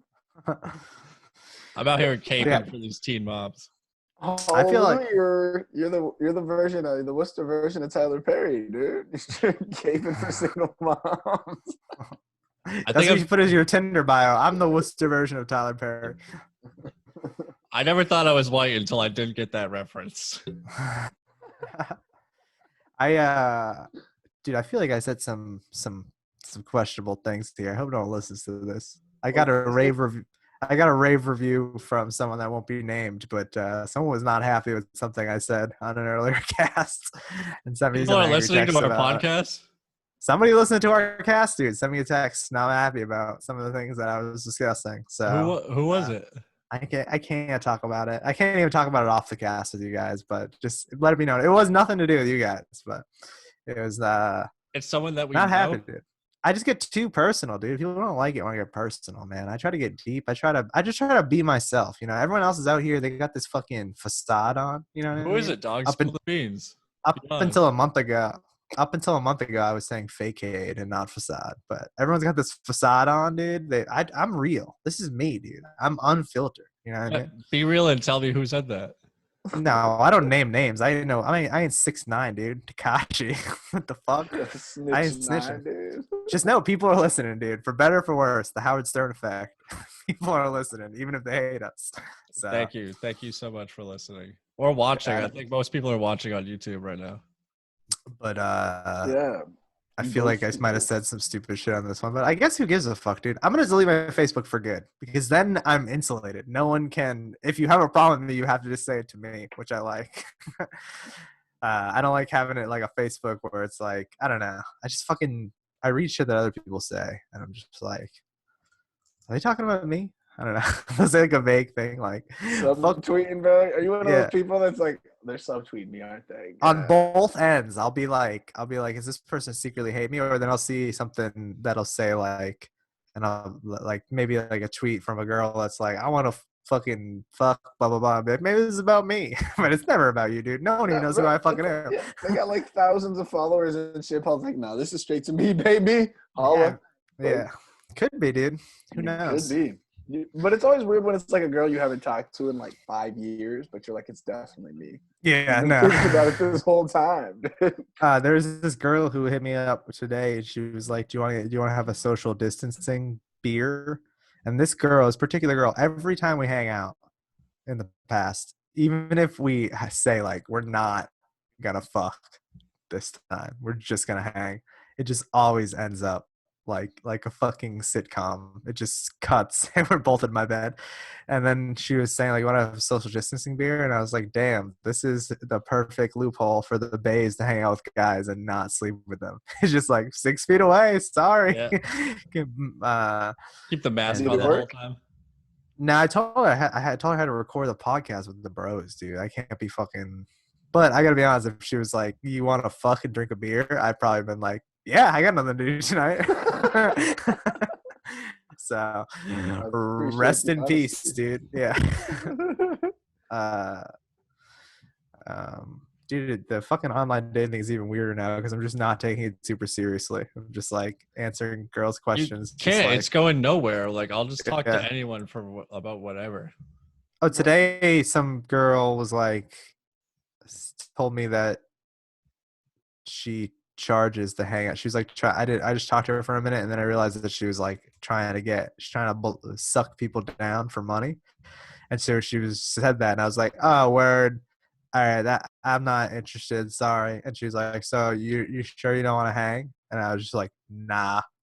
I just said nah, which I thought was funny. And then she unmatched me. I almost wanted to like indulge it just to go down the rabbit hole and for the podcast's sake, see how much she was charging, see what the deal was. But I knew if I got too far in the rabbit hole, I might get caught in there. I might be like, wait a minute, $25, dude, hell yeah! So I didn't even want to go that When far. can you come through? Yeah, I just don't have the I don't have the willpower. Is it specifically for the quarantine? She's like, I will come hang out with you during the quarantine for money. I don't know, dude. I think I'm gonna just be honest. It didn't look like it was her first rodeo. She looked like she had been through some things in her life. So, sucking people down. I mean, she might have charged a lot of money. She was fairly attractive, but yeah, I'm not quite at the point. I'm blessed. I call myself an incel, but I'm blessed that I've never even remotely considered paying someone for sex.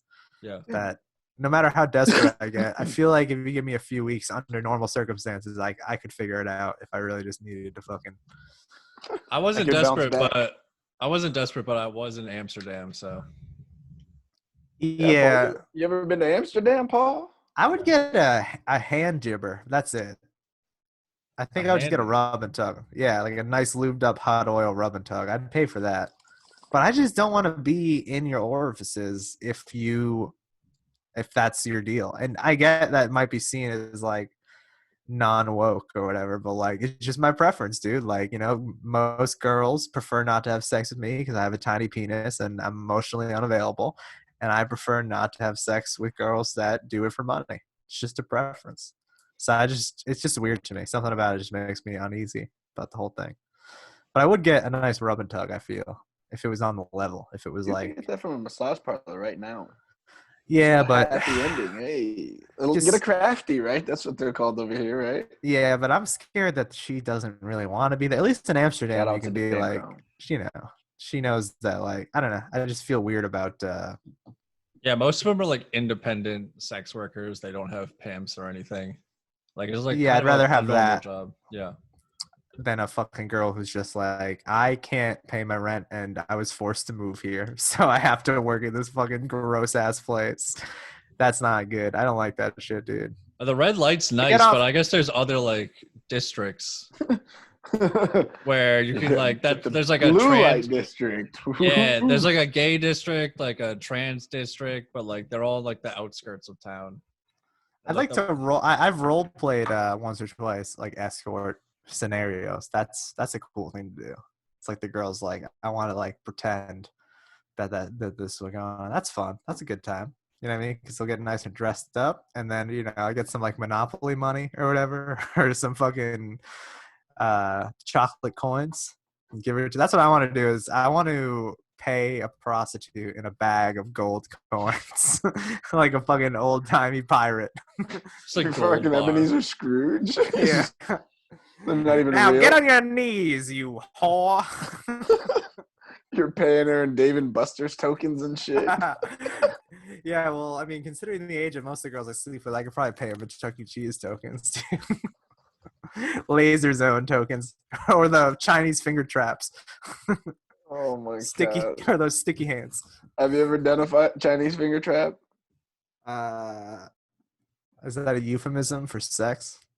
Yeah, the Chinese finger trap. Me and Paul won't do me it and with Jesse might get down. I don't know, man. It might like an change Eiffel things. Tower Chinese, you know what I'm saying? It might change things, but me and Jesse might get down on the two for one special one of these days. If we find out how real somebody is in that moment.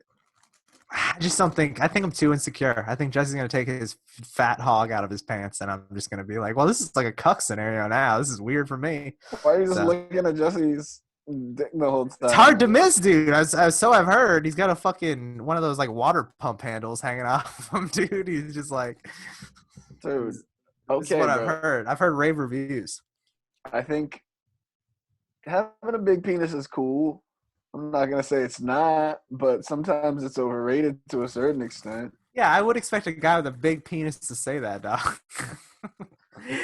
That would be me being like, being like white is cool, but it's like, it's like not that cool. It's like, yeah, a white dude would say that. You fucking idiot. There's the thing. I don't want to be white. That's the difference. I would never want to be white. That's not. Well, I don't want a big dick, dude. I'm proud of my small dick. I just don't need to compare and that's exactly what I'm trying to tell you this whole time, bro. Be proud of your small dick. Damn, you fucking ruined my logic in one sentence, Ben. It didn't always get me. That was a perfect analogy. Like, I don't want to be white. You're like, oh, that's true. That is the difference. Because I desperately want a big dick, but like, I feel like very few people are out there like really just like actually wishing they were white. Like, except for maybe Michael Jackson or somebody. What were you saying, Jesse? Sammy Sosa. Oh my god.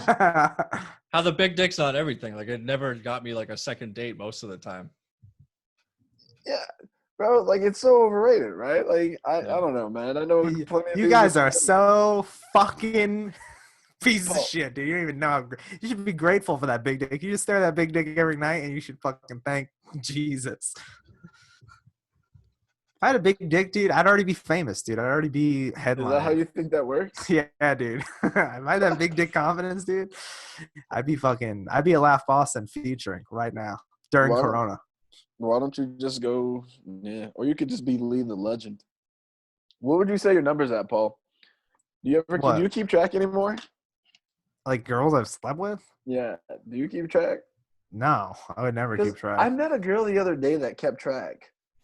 It seems weird to me because it's either you don't sleep with that many people, which is whatever, or it's like if you're sleeping with that many people over the course of your life and you're still keeping track, that just becomes like a weird. My number's low enough where I can still keep track. Really? Yeah. What like ballpark figure? Like, is that over or under 20? No, I actually did it the other night. I think I got the exact number. Dude, is it over under 20? It's 20. Oh, damn! Ben nailed the over. You should make Vegas odds, Ben. That was good. Paul, if I had to set your over under, I would set Paul's over under at 75. I don't know, man. It's a sad state of affairs, the amount of women that have willfully allowed me to enter them. It's really stunted my growth as a person. What would you say at 75 over under? 75. Well, I'm about to turn 28.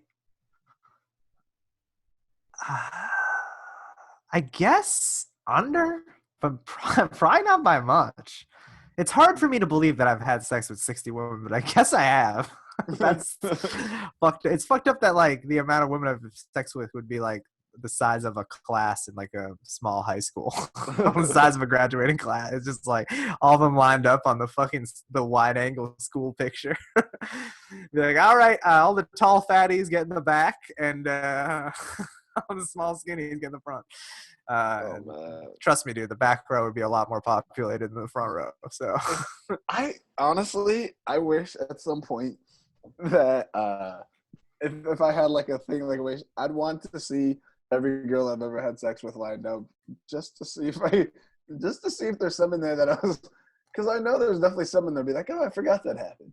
Yeah, the outliers would be the interesting thing. If you had like a scale of like, whether it's attractiveness or just girls you look back fondly on, there would be like a mean where like a lot of them fall in this range, and then there would be these outliers where it's like, oh damn, that girl was super dope, and then there'd be a few on this side where you're like, oh no. I know one dude. Well, that's kind of how it goes, right? Yeah, I mean, if you feel like if you do like a there's this law, right? It's called Pareto's Law of Economics. It's like the 80-20 rule, some people call it. How like there's always like the 10% at the bottom and the 10% at the top, like that are your outliers in experience, and then everything falls on the curve along like 80%. And it's funny that you bring that up. That's what I'm saying, because I'm like, I know if you're just looking at the number, you said over under 75. Let's just say 75. There's definitely some in there that you just forgot happened just based off of pure Yeah, they're coming back to me right now, slowly. I don't like it at all, dude. It's like the Oh my ghosts of Christmas past, dude. dude, man, that's The ghosts crazy. of Tinder past are appearing in my brain right now, and they're rattling chains, and I don't like it. You're like, Paul, you told me that you didn't have herpes. Did I tell you about the girl who got mad because I didn't remember her after making out? Yeah, Yeah. which is, it's like, I remember us all being like, dude, making out is like, I think I said I would make out with Jesse. Like, that's nothing, dude. Bro, Get me yeah. drunk enough. And then in that moment, when we're talking about things that I really want to say, I wanted to be like, then if you think that makes me a hoe, you'd be surprised. Like, good thing you don't know all the girls I've slept with that I forgot that happened, you know? Like, because I can only remember like 4 off the top of my head. That means I forgot at least 2. No, I'm just kidding. I'm trying to think, dude. Dude, there's just a lot. Like, all right, let's get into it, dude. When I was like 19 or 20, I met up with like a 40-year-old woman from FetLife.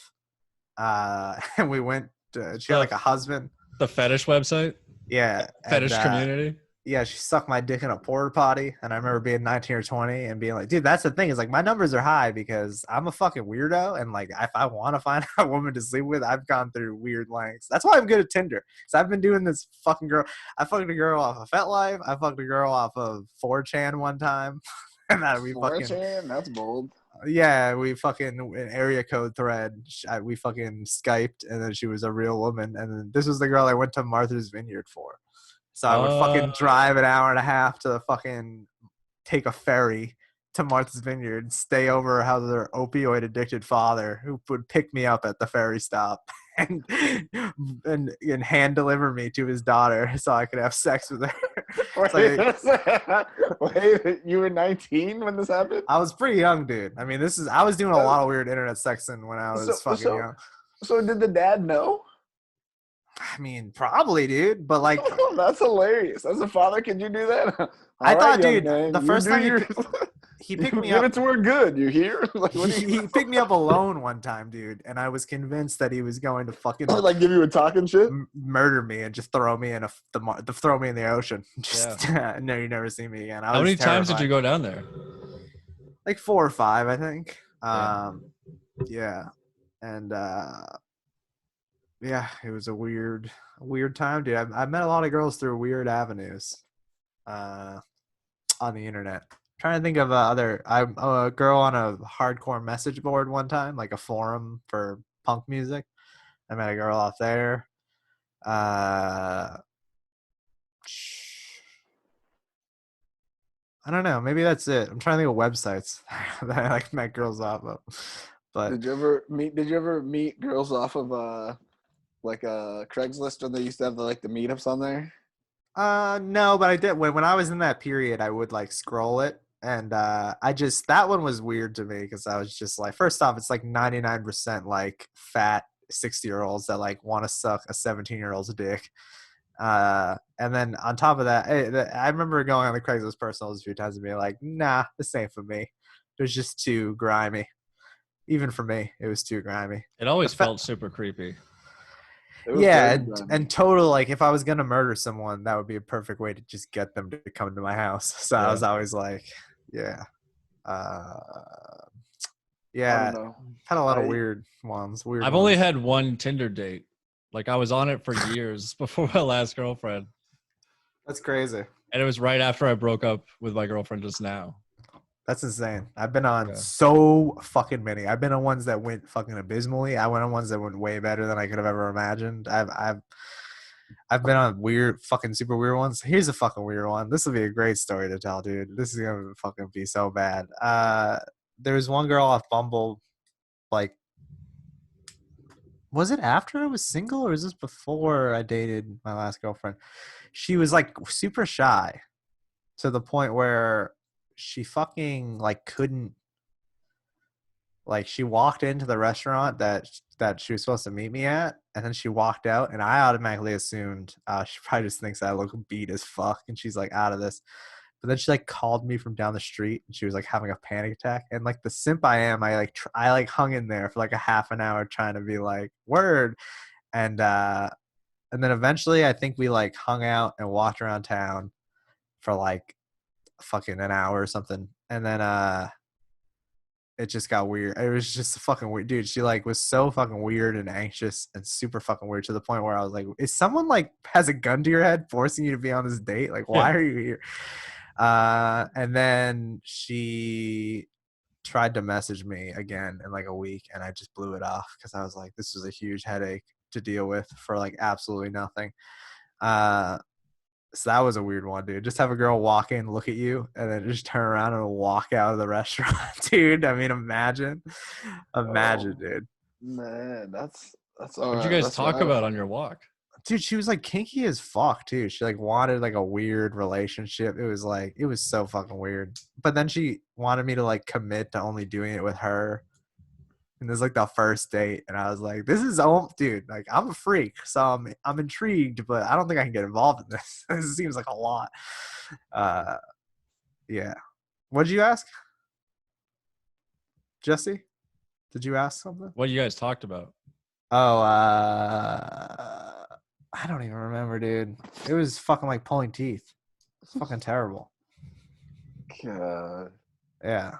I don't get it. And I kind of, in retrospect, I'm like, if you know you're that type of person, why are you like setting up meetings with people? You got to deal with your own shit before you fucking waste 3 hours of my time, like trying to like talk you down from having a fucking panic attack. I've never even fucking met you before. But I don't know. Hopefully she's doing good. It's always weird. It's always weird when you like meet somebody that's trying to get you to like invest all of this in them, and it's like, I don't even know you. Oh, I met another girl one time. Went to her house. Drove all the way to Beverly, and then this was like right after I was single. Recently, like a year and a half ago, 2 years ago.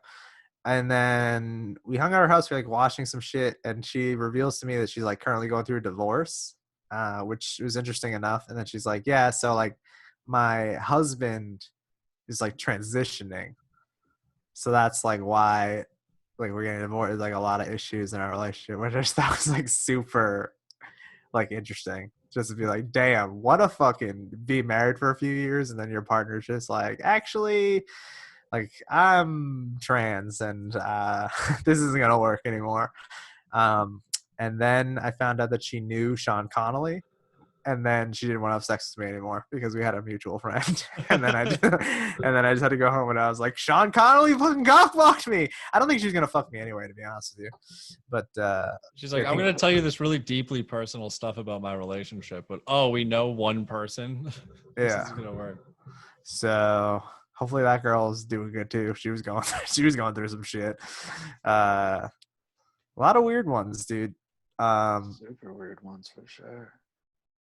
Dude, the weirdest one is like when you don't think a girl is like even into you, and then she just like like the super hot chick like a year or two ago that I hooked up with a few times off Tinder. The first date, I didn't think she was that into me, and then she like invited me back to her place, but like it still didn't seem. She was like, "Oh, I'll smoke weed or whatever," and then she fucking just like hit her bong and just grabbed me. She's like, "So, are you like, have you gotten tested or what?" And I just remember that sentence being like, she said what? She said, like, have you been tested recently or what? And I was like, that's a sexy sentence for a fucking girl to say, dude. It's just like, I'm a whore, but I'm safe. I'm a safe whore. So let's do this shit. And I was like, me too. I'm a safe whore as well. But that was awesome. Take a stranger's word. That is so safe. Right? Because you know every guy's gonna be like, me? No, I haven't been tested. I'm probably dirty. We shouldn't do this. I just got the call right before I came here. Actually. I know. As she's grabbing my belt, like I'm gonna be like, well, actually, it's been like 5 or 6 months, so maybe I should get retested. Like, no, I'm gonna be like, actually, I was just at the doctor yesterday. Well, that's funny you say that. 2 weeks ago, I got this test back, and I'm good.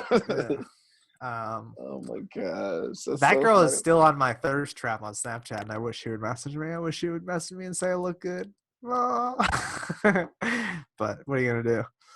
What are you gonna do? Yeah, what are you gonna do? I'm gonna get shredded, dude.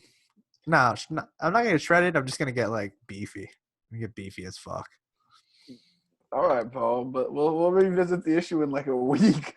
Like, nah, dude, I'm going super lean, bro. Super lean now. We're gonna go on a hike Saturday. We'll see if he even goes on the hike, and then see if he Wait, wants to where you guys motivate. going? Wachusett, you want to come? Yeah. Yeah, let's do it. And wanna we'll go eat to Jesse's and we'll pump some iron. Want to eat some shroomy boomies? No Oh, shoomy bro. boomies for Polly Wally over here. I'll be the babysitter. I'm Don't. too mentally fucked up to take that shit right now. I'm gonna start crying immediately. Yeah, well, you drive then? Yeah, because All no right. one wants to see me on mushrooms right now. I'm doing you guys a fucking favor. Are you gonna? You would cry? Would you? You look like you would cry on mushrooms right now. Yeah, definitely would. About an hour in, I'd be like, "You guys are so nice to me, and I'm such a bad friend." You would have a breakthrough, Paul. Would be like, oh shit. I'll bring a little baggie for Paul just in case. No. There's no way. I've been like terrified of mushrooms for years for no reason. I never had like a super bad experience, but I just one day woke up and I was like, well, I think I've done those enough times and I just never wanted to do them ever again. Maybe someday. My thing I've always said is like, if I like start doing stand up full time and like move somewhere where like my life is in a whole different place, then I would probably take them. But like right now, if I took them, I would just look at my life and be like, damn, you gotta change some shit, son. What the fuck are you doing? So I already kind of like know like what I would think if I was on them. So I feel like I just don't need to take them. I know exactly what I would think. And I'd probably cry. I like that we have to social distance so no one will ruin my trip. Everyone will be away from us. Yeah, the social distance thing is weird. Like I was telling Jesse earlier, I went over his house to like lift weights, and this girl I was talking to in Snapchat, I just said it to her like it was no big deal. I was just like, oh, it's going on with my friends to like work out. And then I was like, oh yeah, I don't think you're just supposed to do that. So it was weird that I just like told this girl on that I don't even know on Tinder that I fucking did this, but whatever. Bro, Tinder people aren't even real people, honestly. They're just like pictures. They're not. This is like the fucked up thing about the internet, right? Yeah, because they're all Jews, dude. You're on my side now. Oh nah, it's like they are just faces on a facade of someone they're trying to be, right? On this internet website. I don't know what these people are like in real life, man. My whole thing is I try to like look at their profile and like try to write a joke about them. I use it like a writing thing. And then anything they say, I try to make like a smart ass comment or response to. Like that's literally all I do with any of these dating apps because there's It must be nothing really more fun to them. to That's talk the only to. way to do it, man. Like I just literally just talk shit and people will be, oh, you're spicy, huh? You're a comedian. You think you're funny, huh? I'm like, I see you don't have any comebacks. Yeah, I'm just like the total opposite. They're like, dude, a girl one time recently was like, I thought you were like supposed to be a comedian. She said that like mid conversation. And I was like, what do you mean? She never responded. And I was like, word, whatever, dude. That when shit happens like that, I fucking get so like pretentious. I'm like, this fucking bitch doesn't know anything about fucking comedy. But she's right. I probably should be kind of funny and not a complete miserable sack of shit if I'm gonna have all my pictures be me doing stand-up comedy. But I mean, you could still be a miserable sack of shit, bro. Just whatever you're gonna do, double down. That's the key. Double down on that shit, man. that's why I on Hinge it says something you might hate about me, and it says I listen to the Joe Rogan podcast, which I think is a funny answer because it's kind of true. Like a lot of girls don't rep the Joe Rogan podcast, and it's kind of funny, but not a lot of matches on Hinge. Not popular on Hinge. Poly Hinge. Hinge is also like I feel like it's more serious. Like the girls on Hinge are trying to be like. I'm not serious, dude. I'm not serious material. No, you're Why not. not, dude? I was telling Jesse, dude, I'd be the best fucking. I feel like I'm husband material already. No work needed. Then put some better answers on there instead of I listen to Come Town. Dude, but I do. I'm trying to be honest. Okay, that's your number one problem, bro. You never tell these hoes the truth. But I still get laid in spite of it sometimes, so I feel like it's not that bad. Not off Hinge. Have you gotten laid off a Hinge? I get the most matches on Tinder, second on Hinge. I get nothing on Bumble. Bumble's the worst. I do okay on Bumble, but no, that's because just the matches, like, and then you have the conversations that women have to start, and they all say the same exact thing. I like a hey, what's up? I'll roll with a hey, what's up. It's always hey, what's up. It's never anything else. Have you ever gotten anything that's not hey, what's up or hi or something like hello? Tell me a joke is what I get all the time. If I do get something, it's like trying way too hard. It's like some huge like conversation starter. Yeah, there's no in between. Like there's You know what I suck at is every time there's a really hot chick that I like would really be into, I always try way too hard the messages and scare them away, dude. I fucking suck no matter how many times I won't learn my lesson. Every girl that I don't want to bang, they keep messaging me because I got that mysterious like 3-word answers, dude. Oh, I got if you were an animal, what would you be? That was the last. That's it. I got. I would be. Oh, I should actually respond to this girl. If I was an animal, what would I be? It expires in an hour, so we're gonna get going soon. I think I would be a tiger. Honestly, I like tigers. Tigers would be a dope one. Coyote's my animal. I'm gonna go with a coyote. I would like to be an eagle. That would be dope. I'd like to fly. I think flying would be cool. The only thing wrong with being a bird is you got brittle ass bones, dude. If you get fucking, if you run into a house by accident, you're just dead. You're just like, I don't know, I want to be a fucking ostrich, dude. But if just I wasn't full sprint across the fucking flatland. Bro, ostriches are like 10 feet tall, bro. Those things are fucking massive. I know, it's sick, dude. They can just run like 40 miles an hour, dude. Yeah, they're fucking awesome. I didn't know that they're just deadly ass. They're creepy ass animals, bro. They're prehistoric and shit. Yeah. You know what the most prehistoric animal is? A alligator? Fucking octopus, bro. Really? Have you ever seen a fucking octopus? Yeah, but aren't alligators older? I think alligators are like literally from dinosaur times, dude. Are you kidding? An octopus is a fucking dinosaur. They haven't changed, bro. They're still fucking here. And they're still smarter than like most other animals. They're way smarter than everything. Those things are the fucking weirdest things. Like, they are aliens among us. Yeah, they think. They like think. Like, you can see them thinking. They look at you like, nigga, what you thinking? And then they got 8 hands. Like, they're crazy. I hope someday we can hang out. They make some translating technology and we just are able to hang out with octopi, like chill with them and be friends with them. There's like, yo, what up? You have a tank in your fucking. That'd be sick, dude. I just want to like talk to fucking animals, my brain. But I guess they probably just think pretty basic shit. They're probably like, yo, you got any food, dog? That's probably all they think every time you come downstairs. But octopi, dude, they're scary, dude. I would never put one on my. I don't fuck with the ocean. Fuck the ocean. I mean, I'll take a ferry over the ocean if there's a girl whose dad will pick me up from there so I can have sex with her. But other than that, I don't fuck with the ocean. Do you eat calamari? Do you eat seafood? I do not. No, don't eat fish. You don't eat fish, but you eat that tuna, huh? Hell yeah, dude. You know, I'm all up in that. I'd just do that. If some girl was like, here's the rules.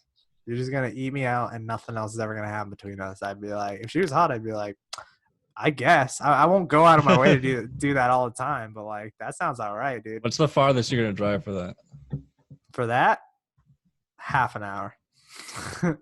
If it's just that, no, nothing. And you know what? Even if she guarantees me nothing else will happen, there'll still be a part of me that's like, if I just eat this pussy good enough, I can change your fucking mind.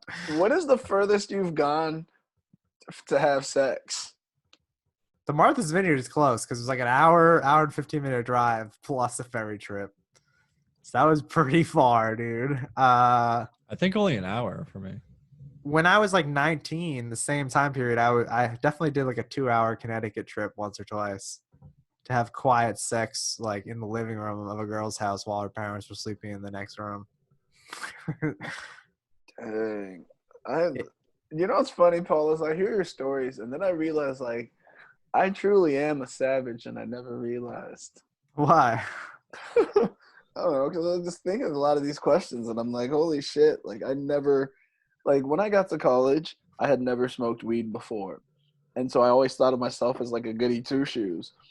And then like 2 years later, I was like the weed guy and still thinking of myself as a goody two-shoes. Like I did not realize like in that time the perceptions, because those people didn't know me beforehand, right? Kind of like you guys don't know me beforehand. You guys just know me from now. But a couple of years ago, I did drive to New York one time, and that was From Massachusetts. Shit, Well, so this girl, we met in Massachusetts. That's far, and, dude. And so, and then she actually was just out here for the weekend, and she lived in New York. So then I just went and we just hung out for a weekend in New York. But That's not bad. it wasn't the worst thing, but it was dope. But did I just drive to New York to do some work? Yeah, pretty much. Like that's really what the trip was about. I don't know. Doing the long drive on like a one night stand thing on Tinder is always so fucking nerve wracking. One time I drove to Western Mass at like 11 at night on a whim because some girl was just like, let's do this thing. Did it work out? Yeah, it did work out, but the whole fucking way there, I was just like, dude, this is not like she ain't even real. I'm just gonna get mugged by a bunch of dudes when I show up. And I felt when I got there and texted her, she didn't respond for a few minutes. And I remember sitting in my car being like, you fucking idiot. You fucking idiot. And then eventually she responded and I turned and she was like standing outside her fucking dorm, her dorm room. And she was hot as fuck. And I was like, hell yeah. And then I drove 2 hours to get there. I came in like a minute and a half. And then I was like, all right, time for me to hit the road, the old dusty trail. Got some Wendy's on the way home, dude. Good night. Not a bad night at all. Solid night. We call that a win, son. One time I was doing a show in we were doing I did Bishops, and I'd been talking to this girl in Deerfield, I think. So you already. What Deerfield? It's the middle of fucking nowhere, Massachusetts, I guess, near Vermont or some shit. I don't know. Needless to say, so after Bishops or whatever, after the set, it's probably like 10 p.m. And I'm driving. She's like, "Well, you could still come over." I'm like, "Man, I'm like, by the time I get to this girl's house, it's gonna be pretty much midnight. It's gonna be real close." And I'm like, I don't know where this fucking place is. It's like an hour and some change from where I'm already at now, which is an hour and some change from my house. I'm like, all right. And I'm trying to make a decision, so fuck it. I drive up there, and like the streets start getting all small and dark and shit. We're in the middle of fucking nowhere. I'm like, this is the place where like my car would break down and you'd never see me again. Like this is where the fuck I am at. You get one of those fear boners, dude. Right, like... bro. So I'm like sitting there. So I finally get to the place. I get a hold of this girl. She comes out surprisingly normal. She looks better than she did in the pictures, bro. And I'll never forget this because it was the weirdest thing. She asked me if I was hungry, and she made me a sandwich. Dude, what the fuck? You didn't marry Yeah, this we went down to the kitchen. She made me a sandwich. And we go back up to her room, and I'm eating the sandwich. And she starts sucking my dick while I'm eating the sandwich. What and then the hell, dude? And then we just blew the back out, and she's like, well. And I was like, well. And then we left. And in my life, I realized, like, that was the moment I was like, holy shit. I need to get more blowjobs while eating sandwiches. I might be the greatest feeling I ever lived. Holy shit. I peaked. I never got a blowjob while eating, dude. Never got a blowjob while doing anything but enjoy a blowjob. That's been my main activity. I was really into Mythbusters back in the day. I got to watch Mythbusters one day. You're like, oh my god, you can stick your hand in molten metal? Look at this, molten There's no steel. way they can fold a piece of paper more than 8 times. There's no way a bullet can travel underwater for more than a couple of feet. It's impossible. That's hilarious. I would like to dress up as Jamie from that show and have sex with someone. Be like, I'm busting that ass right now, bitch. Have a girl put on like a redhead if she's not like. Oh, dude, that girl is so hot. Holy shit, the girl from Mythbusters, dude. Yeah. Fuck. Do you know what? Tim McIntyre? The comic? Yeah. I think maybe. He looks like he's on Mythbusters. Have you seen that, dude? He has a whole bit about it. That shit is fucking great. Dude, remember that kid, what was the one-liner kid's name from right when we started that doesn't do comedy anymore? The fucking one-liner, fucking... I know his name. Tyler? I'm not going to say it, though. He looks like he should be one of the people on Mythbusters. He just looked like he had that look, like he was busting myths. Tyler Moore? Yeah. Yeah, he looked like he was busting. You know what I mean? He looked like that dude on the show, the white dude on the show. That dude tried to steal his jokes. Yeah. You texted him about it and was like, hey, I think I might have stolen one of your jokes. And then you quit comedy, so I mean, you win, dude. Those jokes are yours now. Yeah. No, fuck his jokes, bro. It's just a dumb thing. I just Yeah, bought that a was white a noise weird one. machine. It plays Taylor Swift. Yeah. It's this joke I just wrote. I hope you guys like it. Damn, we have beef. Dude, did I say any especially dumb shit? Are people gonna be mad at me? My joke wasn't even that same. Fuck him. I'm still mad about that. Whatever. Ben, tweet it. Tweet your joke. Fuck him. Did I say anything super dumb? Are people gonna be mad at me? I think we all said terrible things. And, Alright. this is I'll gonna be delete- great. I don't think you said anything terrible, Jesse. I think you just said in the cut, just dropping bombs in the background. Yeah. Don't Like he tag was me Baghdad. because I don't want my parents to see it. So don't tag me when you post it on Facebook. Just post it. I definitely said something dumb. I mean, the first 8 minutes, I'm talking about people I'm talking to on Tinder. I definitely said something uncouth. But what are you gonna do, dude? Yeah, we didn't set out with a premise for this show, but it's mostly us talking about dating apps and women. Online dating, which is speaking of that, I just got a Tinder message back which made me laugh my ass off. This girl is taller than the guy in her picture, and so I asked her, I was like, "Are you super tall or is that guy super short?" And he's like, "He's offended that you asked," and I said, "I guess I shouldn't be surprised he didn't take the high road on this one." And then she said, "Damn, he's really offended now," but I laughed. And I fucking won. I said, jokingly, I said, "My place or yours" to some girl today on Tinder. And then she said, "I'm not sure. Probably my place. So if you're creepy, my boyfriend can kick you out." I was like, "Oh, word?" Is he into that kind of thing? Or? Nah, she was just joking. She was like, "Nah, I'm immunocompromised, dude. I would never." So, yeah, I love how everyone's immunocompromised now, dude. People are stealing valid. They're like, well, sometimes when there's a lot of pollen out, I cough. So I'm like especially vulnerable to this coronavirus right now. Stolen valor, dude. Stolen, man.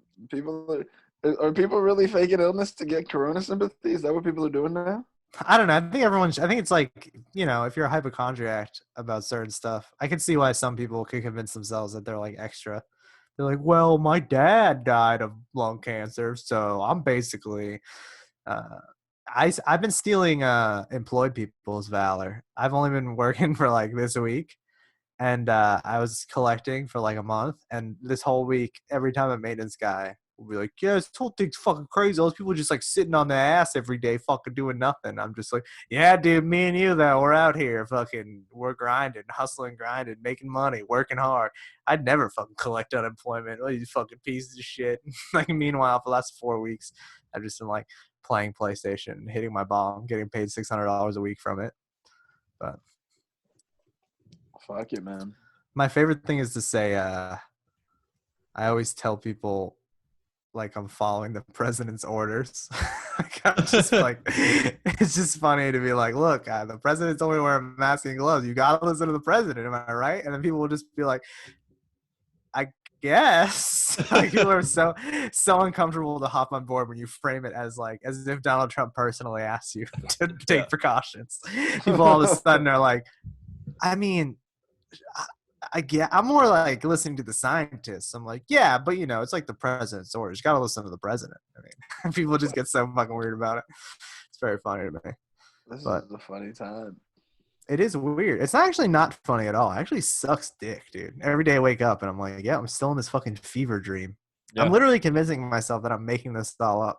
I was watching the Joe Rogan podcast. I was like, I wonder if I was in a coma if I could create a whole Joe Rogan podcast in a drinking world. I'm like, probably. He says the same 10 things in every fucking episode. So in dreams, I always have like all of this information, like something happened before, and there's like a whole backstory that I know in my dream. Even though you didn't need to see it in the dream. Yeah. That happens to me too. Like, you'll be in a room and it won't be your room, but somehow in the dream, it's like your room. Yeah. You know what I mean? This is losing steam. This is losing steam fast. Yeah, Ben's on Tinder now. I got to respond to this double check. So. I think we're good. I didn't say anything. I don't have dreams because I smoke so much weed. I feel like when you smoke weed, you have less dreams. I never had dreams when I smoked weed. If anyone's mad about the things I said, thanks for apologizing. Thanks for listening and watching. Yeah, I don't know. Thanks for having me. Anytime. Dude, anytime, dude. Anytime. I'll fuck around with this on this pod with y'all. Yeah, keeps it real. You know what I mean? Write down some topics. You know, you know what we should do is we should get girls' phone numbers off Tinder. We should cold call them on the podcast and just be like, hey, you're on my podcast right now. And be like, who the fuck is this? It might be illegal. I'm pretty sure no one would ever. Who the fuck picks up their phone to numbers they don't know? Dude, yeah. If any girl picks up the phone to like a Tinder guy that it wasn't like explicitly stated that like I would call you later, they're fucking like immediately when you call. Imagine accidentally butt dialing a girl and her just looking at her phone and being like, "Why is this fucking weirdo calling?" Oh, you should screen share your FaceTime. And dude, she won't be able to hear us. You'll be sick, dude, if you got like, hey, so I this app's kind of weird, so can I like get your number, like maybe? And she gives you your number, you just immediately call her. I mean, that'd be the funniest move. Hey, she'd just be like, oh, okay, I fucked up, dude. I gotta get a new cell phone now. It sucks. I'm going to blow up this account. We should have other dudes on and have them FaceTime women, and we'll be in their earpiece on the Zoom and give them lines to say. Well, we're just basically doing the pickup artists and Impractical Jokers all at the same time. I was gonna say it sounds like Impractical Jokers. Yeah, but yeah, I'm just gonna get my draft board in order. You know what I mean? I already know who my first pick is. I got my first pick locked in right now, dude. My first pick is locked in for post-corona. And how are the top 5 looking? Are you rounding out solidly or top 5, dude? I haven't done that much scouting, dude. I don't got that kind of time. Top 5. What about a top 2 or top 3? I probably could flesh out if we're just talking, prospects. I think I could make a top 5. It's looking. It's not very varied. It's a lot of 22-year-old skinny girls that just graduated college. It's pretty much every single one. So, I know what I'm looking for. You know what I mean? I know what my team needs right now. I know where the needs are. I know the holes in my defense. The team, really needs some youth energy. Yeah, we need some youth on this team. We have enough veteran. I have enough veteran leadership. I just need youth. Dude, I'm gonna make my Tinder bio that. It's like just looking for some youth to coincide with my veteran leadership. Dude, describing like you being older than your girlfriend as veteran leadership is so fucking funny. Just like reviewing her play after having sex and we're like, pretty good, but when you fuck guys in the future, you're gonna want to do this. Yeah, just like keep your head in the game. I'm just here to provide. Zaddy, you're about to be a zaddy, Paul. Oh, dude, I am gonna be a good zaddy if I can just get if I can stay in decent shape into my late 30s. I'm gonna be fucking premium zaddy, dude. Let's hit this hike and these weights on Saturday, bro. Let's get it. Hell yeah, Saturday, baby, pump and iron, and we'll compare. Oh yeah, Ben, I decided, dude. I think we're just different weight classes, man. I think you're just a welterweight and I'm a lightweight. I don't know. If you want to come down to 155, then we can fucking. You want to fight me at 155? Yeah, dude. You have to go to 155 if we're gonna do this thing.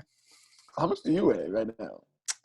Like 180, but I could easily like there's like 10 pounds of body exactly 180 right now. Oh shit, that's a little lighter. That's a little lighter than I thought.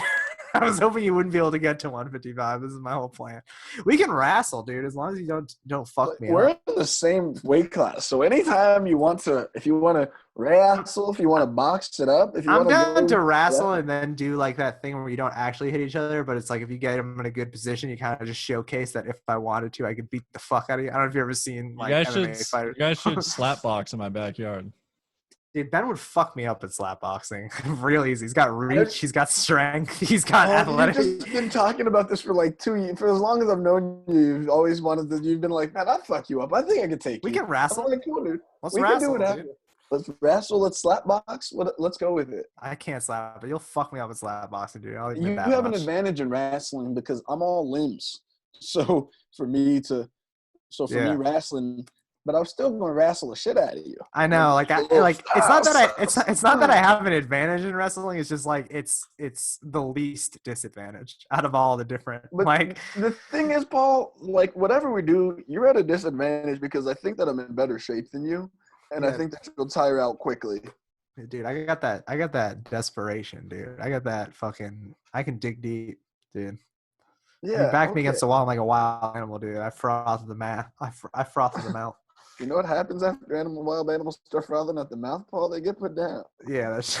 Hey, dude, if this is a UFC press conference, everyone be like, "Oh!" I'm just Shit, saying, dude. you've talked so much shit for so long. We have to.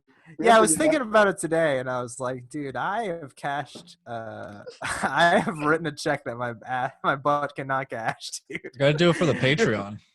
Yeah. If we get Patreon subscriptions, Jesse's gonna be in the background, and Jesse's going to actually commentate on it. We can do a little bit of play-by-play. We can do a little bit of like medium speed wrestling if you want, but I just feel like it'll turn into, once one of us gets the upper hand, it's going to turn into serious wrestling pretty quick because of our egos. Once one of us is like getting the better than the other person, it's going to go from like sparring and just fooling around to like actual, like, I'm going to fucking put this dude's ass. So we can wrestle, dude. I'm down to wrestle. I'll wrestle Jesse. Anyone wants to wrestle. Wrestle is a good way to get in shape, dude. What do you think, Jesse? You think you could take him, Jesse? I can wrestle the fuck out of Jesse. If Paul gets his weight on me, I might be dumb. But if I get my arms around his neck, I'm choking him out. I have a heavy upper body, dude. So if you're on your back and I place this chest on you, dog, then it's gonna feel like you're getting smothered. I'll smother you out. I mean, Paul, here's the thing. Me and you said you weigh 180. I weigh 180. Like, I don't feel like you have, like... Yeah, I know, dude. Trust me. I was thinking about this yesterday. I'd be like, I have no leg to stand on. Like, and having weight is one thing, but also having strength behind that weight is a whole nother thing. Dude, I know you're gonna fuck me up, but I need no, a high watermark. I'm talking about Jesse. I'm like, I don't know. But I have like 25 pounds on him.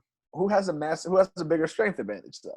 I don't know. I mean, we were lifting weights today. We're semi-similar, I would say. But I have like 25 pounds on him, which is a big dip, even if it's just fat. I was doing more reps than Paul was. Yeah, but I worked out this morning and last night, you little bitch. You're talking mad shit right now. You don't even know what the fuck you're talking about. Why don't you hit your vape again? He's been hitting that vape, dude. He ain't got no lung capacity, dude. I'll tire him out. I'll drag him into deep waters, dude. Drag him right into deep waters. And then you guys will both go down because you don't have the capacity. Yeah. We'll both just tire out and call it a tie. It's like 1 minute into round 2. Completely gassed. The contest was called by the ref a draw because both men were having an aneurysm. Bro, there's a show that does that. These two guys, like, they want to fight and they get a sanctioned like boxing thing and they do like a training montage and then they fight and after the first round they're just like, like they're just dying. That's how I feel like Logan Paul versus fucking short out of shape. The first Logan Paul versus KSI, like in the first like minute, dude, they got like that tight. They've been training. They got that tight boxing stance. After a minute, they just turn into fucking doing that like, you just get tired, dude. You're not used to like fighting like that. Who won that fight? The first one, Logan Paul won. The second one, KSI won. KSI fucked him up in the second one. Like KSI, like even in the later rounds, was like giving him like combos and stuff. He's giving him that word. Yeah, dude. Must suck to just be like, ooh, I got hit once. Ooh, I got hit second time. Ooh, I got hit a third time. And like in like a 5-second window, dude. That's gotta be the worst. Bouncing your head like a bobblehead. Dude, just feels like you're getting beat up by multiple people. You're just like. Speaking of that, I'm surprised we didn't get to this earlier. Did you watch Gaethje Ferguson? Yeah, dude. Crazy fight, dude. Man, Ferguson, you were all on Ferguson. He got fucked up. Dude, everyone has bad days, man. And Gaethje's a fucking monster. And Ferguson do you know what the problem was? Ferguson, for the fight that got canceled like 3 or 4 weeks ago, he still cut weight just to prove he could and post on Instagram. He made weight for a fight that was canceled like a month ago. Which, dude, or not even like 2 weeks ago. So, like, he put his body through cutting weight twice in less than a month. Yeah. Which is so fucking stupid, dude. He said that he was training for Khabib's ground game, and then he wasn't ready to stand up, which surprised me because I thought, like, Ferguson was, like, a natural stand-up. But he's just kind of an all-around guy. But, dude, the worst part was he cut weight twice. There's no reason. Dude, cutting weight is, especially if you're doing a big weight cut like those dudes do, it's fucking terrible for you. What does he fight at, 185? He fights at 155. They're lightweight. Fights at 155? Yeah, dude. That's Conor McGregor's weight class, lightweight. Gaethje, Khabib, they're all 155ers. And they walk around at like we walk around at 180, 190, and they cut all that shit. Bro, I don't want to fight 155. Yeah, dude. Bro. I know.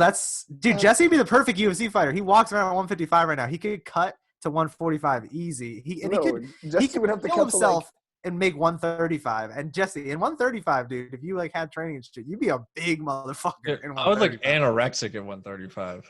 Yeah, but bro, I wouldn't even fight 135 girls, bro. yeah. I would get destroyed, man. That's so crazy to think that those guys fight 155. Tyron Woodley is 170, dude. Tyron Woodley, he looks like the fucking he's the scariest person I've ever seen in my entire life. Kamaru Usman, 170, dude. They fight 170. That means they're walking around like 205, 2 minutes. Yeah, but still, just the idea that they make 170 is like, dude, I'm heavier than Kamaru Usman. What the fuck, dude? Like, John Jones walks around at like 40? Dude, Yoel Romero makes 180. Yoel Romero, when he weighs in, he weighs as much as I weigh right now. How does it make any sense? He looks so fucking nuts. Fuck. Yeah. I know, dude. It's crazy. 155. Gaethje. You'd match up against Gaethje. How would you do against Gaethje? How would I do? Okay. He's going to be the American hero, dude. Gaethje. Nah, dude. I got them bows, baby. I'm throwing bows. I could drop. Yeah, no, that would be dumb.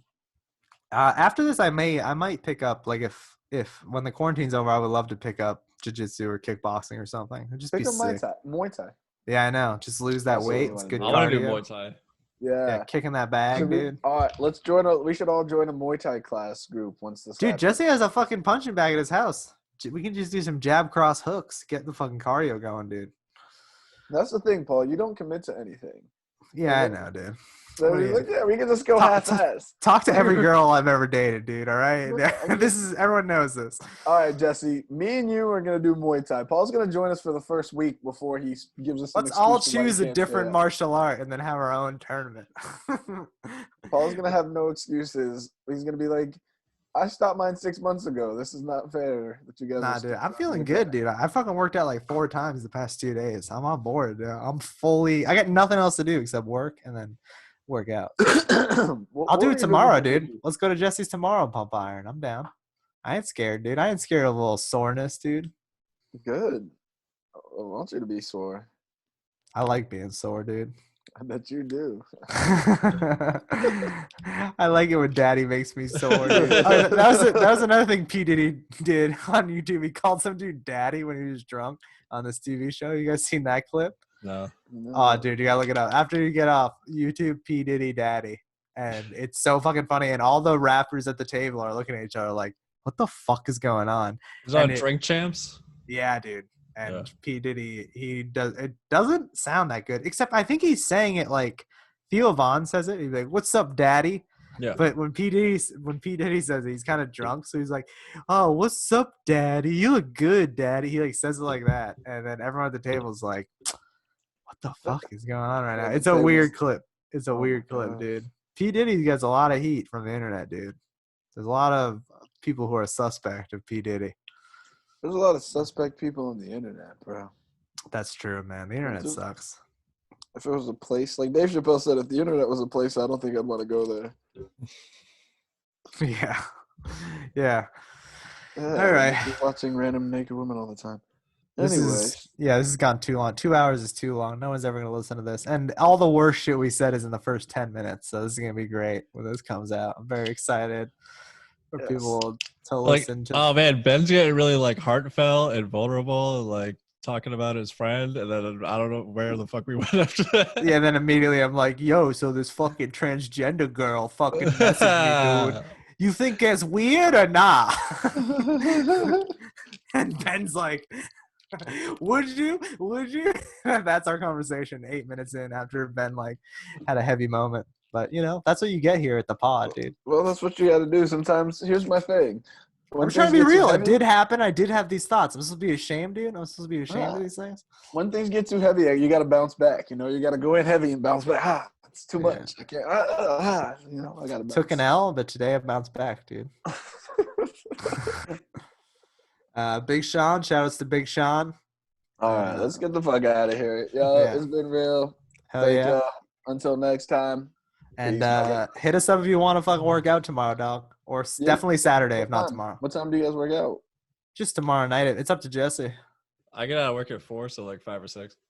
Yeah, we can go over there. He's got a bench. He's got some fucking – I'll bring some weights. We'll do it. It's Friday night, so I got all night. I got nothing to do. Hell yeah, Yeah, let's guys, do old school. Drink Bud Lights and lift weights, dude. The old school technique. Can we drink Bud Heavy and smoke cigars like the real athletes? Yeah, Hell dog. yeah, dude. Yeah, Are Jesse you was drinking, on. Jesse, still? Are you not drinking still? Or did you bounce back in the drinking game? No booze, no weed. No booze, no weed. What about cigars? How do you feel about a cigar? Oh, my roommate's got like multiple humidors filled with cigars, and we smoke them all the time.